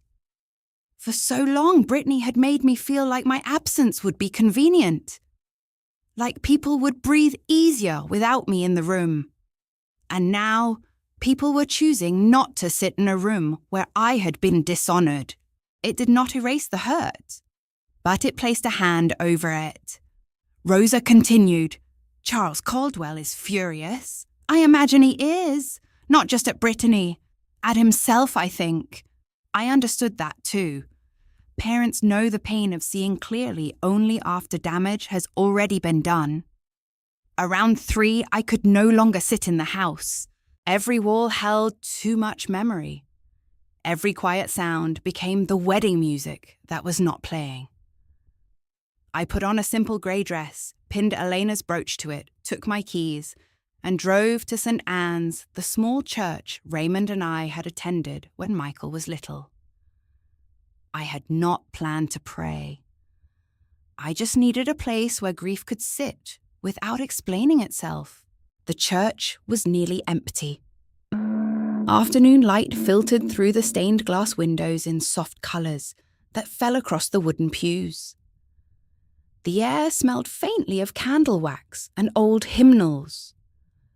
I walked to the front left pew, the one Raymond used to choose because he said sitting too far back made it easier for the mind to wander. I sat down. For a long time, I said nothing.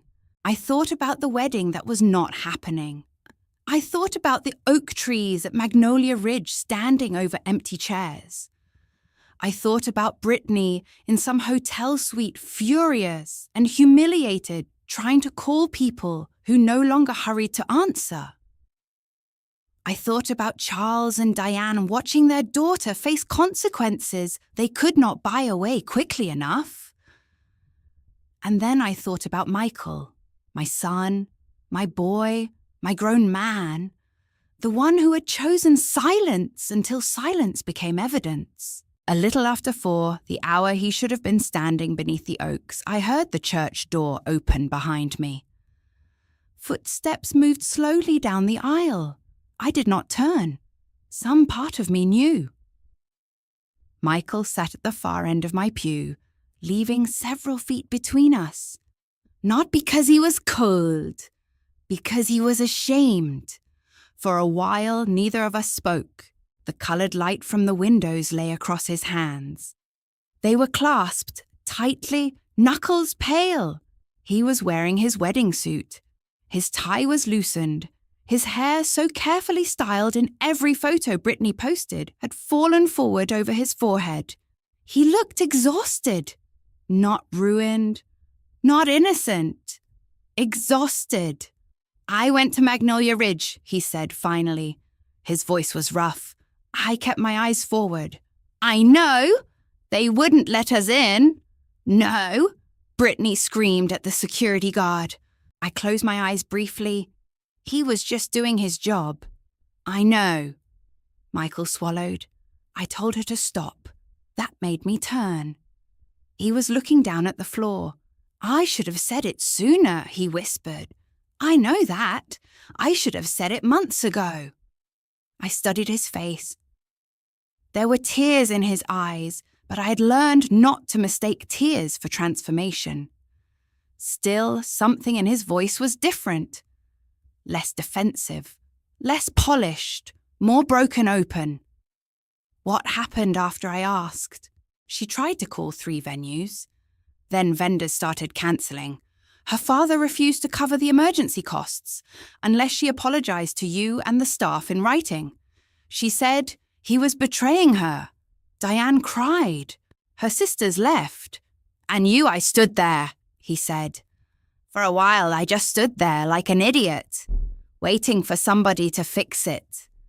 He laughed once bitterly. That's what I do, isn't it? I did not answer. He wiped his face with one hand. I kept thinking, if I stayed quiet long enough, the loudest person in the room would decide what happened, and then I wouldn't have to be responsible. Brittany was always loud, in a beautiful way. Confident, certain. I thought that meant she knew where we were going. He looked at me then, but she was just driving fast. The image was so painfully accurate that my heart ached. "Michael," I said softly, "why were you so ashamed?" His face crumpled. For the first time, the tears truly fell. "I don't know." I waited. He shook his head. "No, that's not true. I do know. I hated feeling like people could look at me and see everything we didn't have. Dad gone, you working all the time, that little house, the old car, free lunch forms, teachers being kind in that careful way. I hated it. I felt the old sadness rise, but I stayed quiet. When I got into real estate, I thought I could finally become someone nobody pitied. Then Brittany looked at me like I was already that man, or like I could be if I just cut away the parts that didn't match. Including me, I said. His eyes closed. Yes, the honesty hurt, but it also mattered. He turned toward me fully. "Mom, I'm sorry. Not because the wedding fell apart. Not because I lost Magnolia Ridge. Not because Brittany's father is angry. I'm sorry because I let you become the price of the life I wanted." I looked away then because my own tears had come. Those were the words I had needed, and still they did not fix everything. That is another truth people do not like. A sincere apology can open a door, but it does not rebuild the whole house in one afternoon. "I love you," I said. He covered his mouth shoulders, shaking. But love is not permission, Michael." "I know." "No," I said gently. "You are beginning to know." He nodded, accepting the correction. "I ended it," he said after a moment, "with Brittany." He nodded again. "Not officially with lawyers and all that, but I told her I couldn't marry her today. Maybe not ever. She said I was choosing you over her. And what did you say?" He looked at the altar. I said I was choosing to stop lying. A quiet breath left me. For the first time in many days, it did not hurt to breathe. He reached into his jacket pocket and took out a folded paper. "What is that A-list?" he said. "Of what I owe you." I frowned.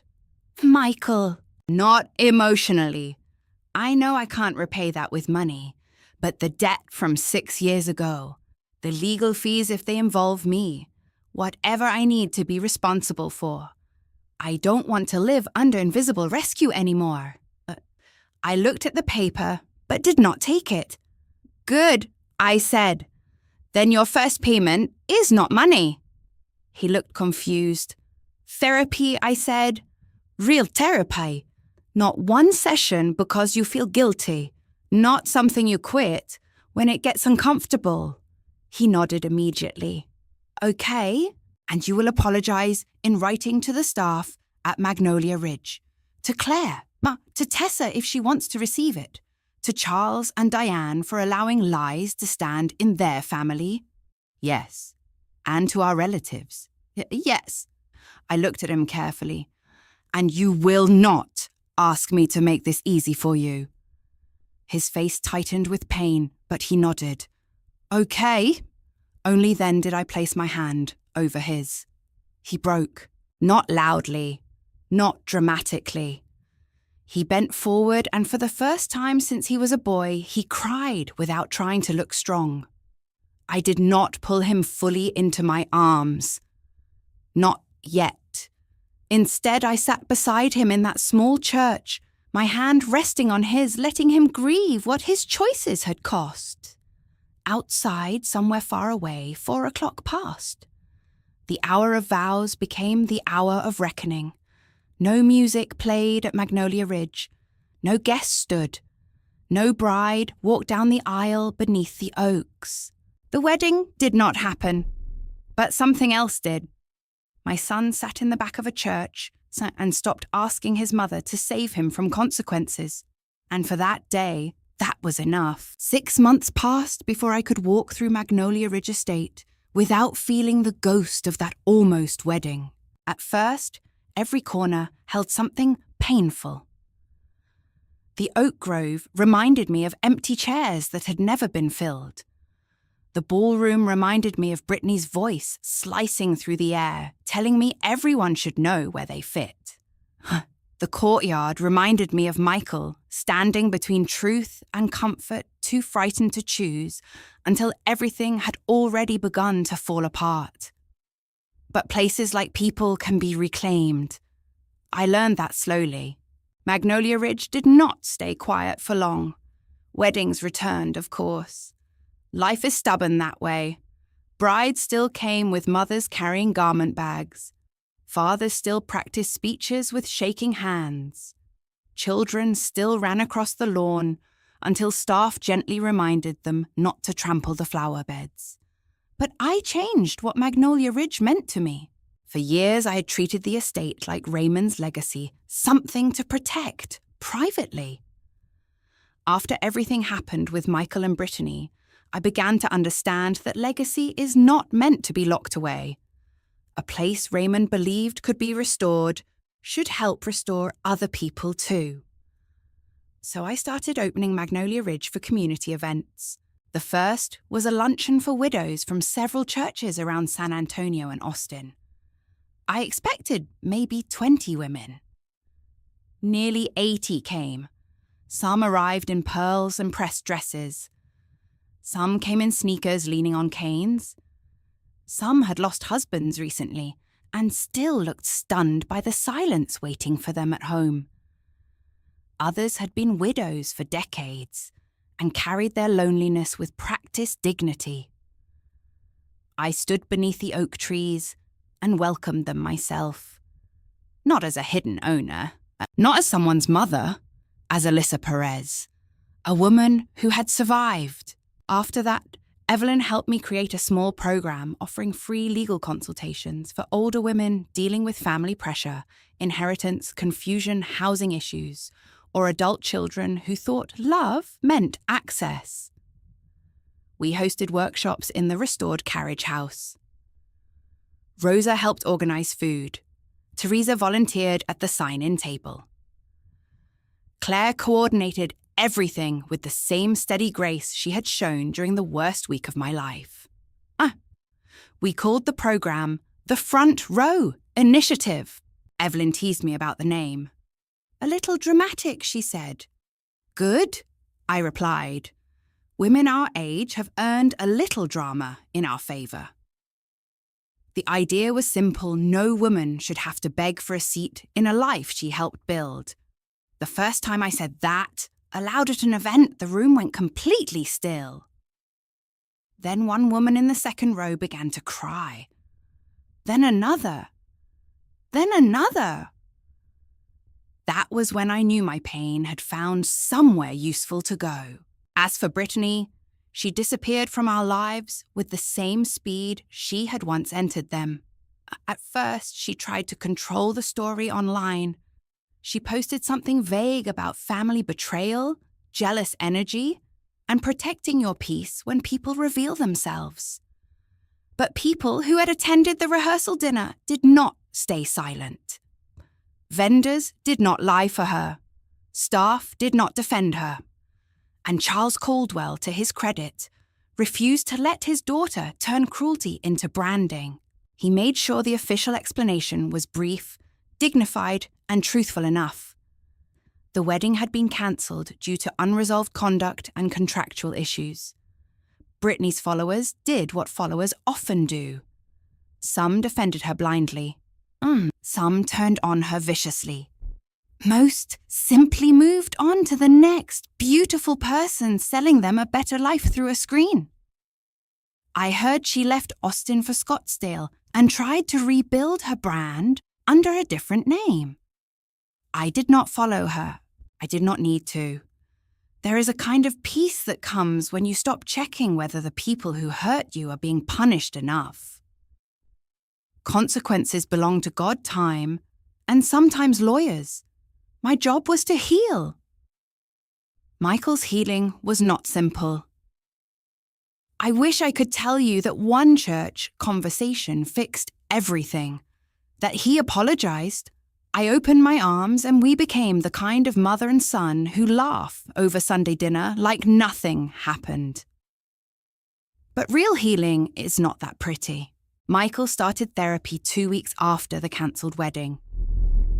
At first, he told me about it too eagerly, as if proving he was improving might shorten the distance between us. I listened, but I did not reward every small effort with immediate closeness. That was hard. Harder than people might think. Mothers are trained by love to rush toward repair. But this time, I let repair take its time. Michael sold his expensive condo in Austin and moved into a smaller apartment. He stepped away from several business circles that had fed the worst parts of his ambition. He wrote apology letters to Claire, to Tessa, to the florist Brittany had humiliated, to Charles and Diane, to our relatives, and finally to me. Mine was 4 pages long. I read it alone at my kitchen table. He did not make excuses in it, and that mattered. He wrote about shame, about wanting to become untouchable, about letting Brittany's world convince him that love from humble places was something to hide. He wrote that he had spent years trying to outrun the boy who lost his father, not realizing he was also outrunning the mother who stayed. At the end, he wrote, "You gave me dignity when I had nothing. I repaid you by treating your dignity as negotiable. I will regret that for the rest of my life, but I will not ask you to carry my regret for me." I cried when I read that. Then I folded the letter and placed it in the same tin box where I kept his childhood Mother's Day card. Not because the two were equal, because both were true. Michael began volunteering at Magnolia Ridge events, not as my son arriving for praise. As a man setting up chairs, carrying boxes, parking cars, and learning to serve without being seen. The first time he came, he wore jeans and a plain shirt. He did not arrive in a luxury car. He did not talk about deals. He asked Claire where she needed him. She pointed to a stack of folding tables. He worked for 3 hours without complaint. Afterward, he came to me sweaty and quiet. "Dad would have liked this place," he said. I looked across the lawn where women from the widow's luncheon were sitting beneath the trees, laughing over iced tea. "Yes," I said. "He did." Michael nodded. I wish I remembered him better. For the first time in years, we talked about Raymond without Michael looking uncomfortable. We talked about his hands, his laugh, the way he sang badly, while fixing things the way he believed broken places could live again. Michael cried a little. I let him. One Sunday, months after the wedding, that never happened, Michael came to my house for dinner. He knocked instead of using his old key. That small act meant more than any apology could have. I made enchiladas, rice beans, and tres leches cake. He ate 2 slices. No one told him to be careful. No one called it heavy. No one called it authentic like a museum label. He closed his eyes after the first bite and said, "I forgot how much I missed this. I said, food or home?" He looked at me ashamed, but honest. Both. We were not fully healed. Maybe fully healed is not the right goal. Some cracks remain not to punish us, but to remind us where the break happened and what must never be ignored again. But we were rebuilding, with boundaries, with truth, with locked doors opened only by invitation.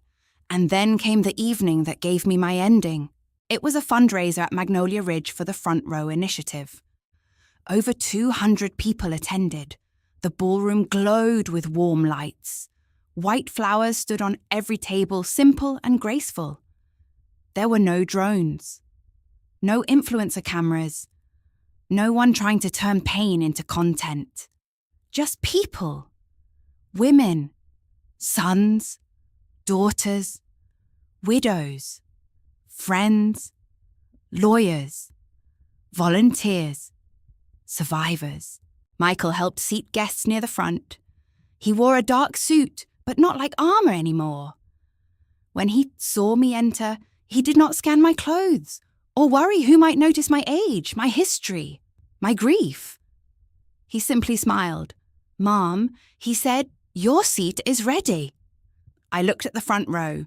There was a chair in the center marked with a small card. Alyssa Perez, founder. For a moment, I could not move. Not because I needed the title. Because I finally understood I had stopped waiting for someone else to decide whether I belonged. I walked to that chair beneath the lights of the estate Raymond had loved, in the room where I had once been treated like an inconvenience. I sat down in the front row, Elena's pearl brooch pinned over my heart. Michael sat 2 rows behind me where volunteers were seated. Not because I put him there as punishment, because that night was not about him. And he understood. When I rose to speak, the room quieted. I looked out at the faces before me and thought of all the chairs women had been denied. At weddings, at family tables, in legal offices, in their own homes, in conversations about money, respect, inheritance, and love. Then I said, for a long time I thought being invited meant being valued. I was wrong. Sometimes the most powerful thing a woman can do is stop waiting for an invitation and choose her own seat. The applause came slowly at first. Then it filled the room. I looked toward the back where Michael stood clapping with tears in his eyes. I loved him. I always would. But my worth no longer depended on whether he remembered to make room for me. That was the gift, hidden inside the heartbreak. My son once said I would make his wedding awkward so I was not invited. He never expected what I would do next. And the truth is, neither did I. I did not destroy a wedding. I reclaimed a life. Sometimes the deepest wounds do not come from strangers. They come from the people who know exactly how much we have given and still decide our love is something they can take for granted. Alyssa's story is not only about a cancelled wedding. It is about dignity. It is about the quiet sacrifices mothers make and the painful moment when love must finally stand up and say, "I will not be erased." For years, Alyssa believed that silence was kindness. She thought protecting her son's pride was the same as protecting their relationship. But when silence allowed lies to grow, she had to choose truth, not revenge, not cruelty, but truth. There is a powerful lesson here for every woman who has ever been made to feel too old, too emotional, too simple, too inconvenient, or too awkward for the life she helped someone else build. Your value is not determined by whether someone gives you a front row seat. Your value is not erased because someone is embarrassed by your past, your home, your grief, your age, or your love. Forgiveness can be beautiful, but forgiveness without boundaries can become another form of self-abandonment. Alyssa did not stop loving Michael. She simply stopped letting love be used as a reason to disrespect her. And that is the kind of healing many families need, not pretending nothing happened, but telling the truth and rebuilding slowly with responsibility on both sides. If this story touched your heart, tell me in the comments, have you ever been left out, underestimated, or made to feel unwanted by your own family? What would you have done in Alyssa's place? Also comment where you are watching from and what time it is there. I truly love seeing how far these stories travel. Please like this video if it moved, you subscribe for more emotional family drama stories, and share this with someone who needs to remember that they still deserve respect, love, and a seat they choose for themselves.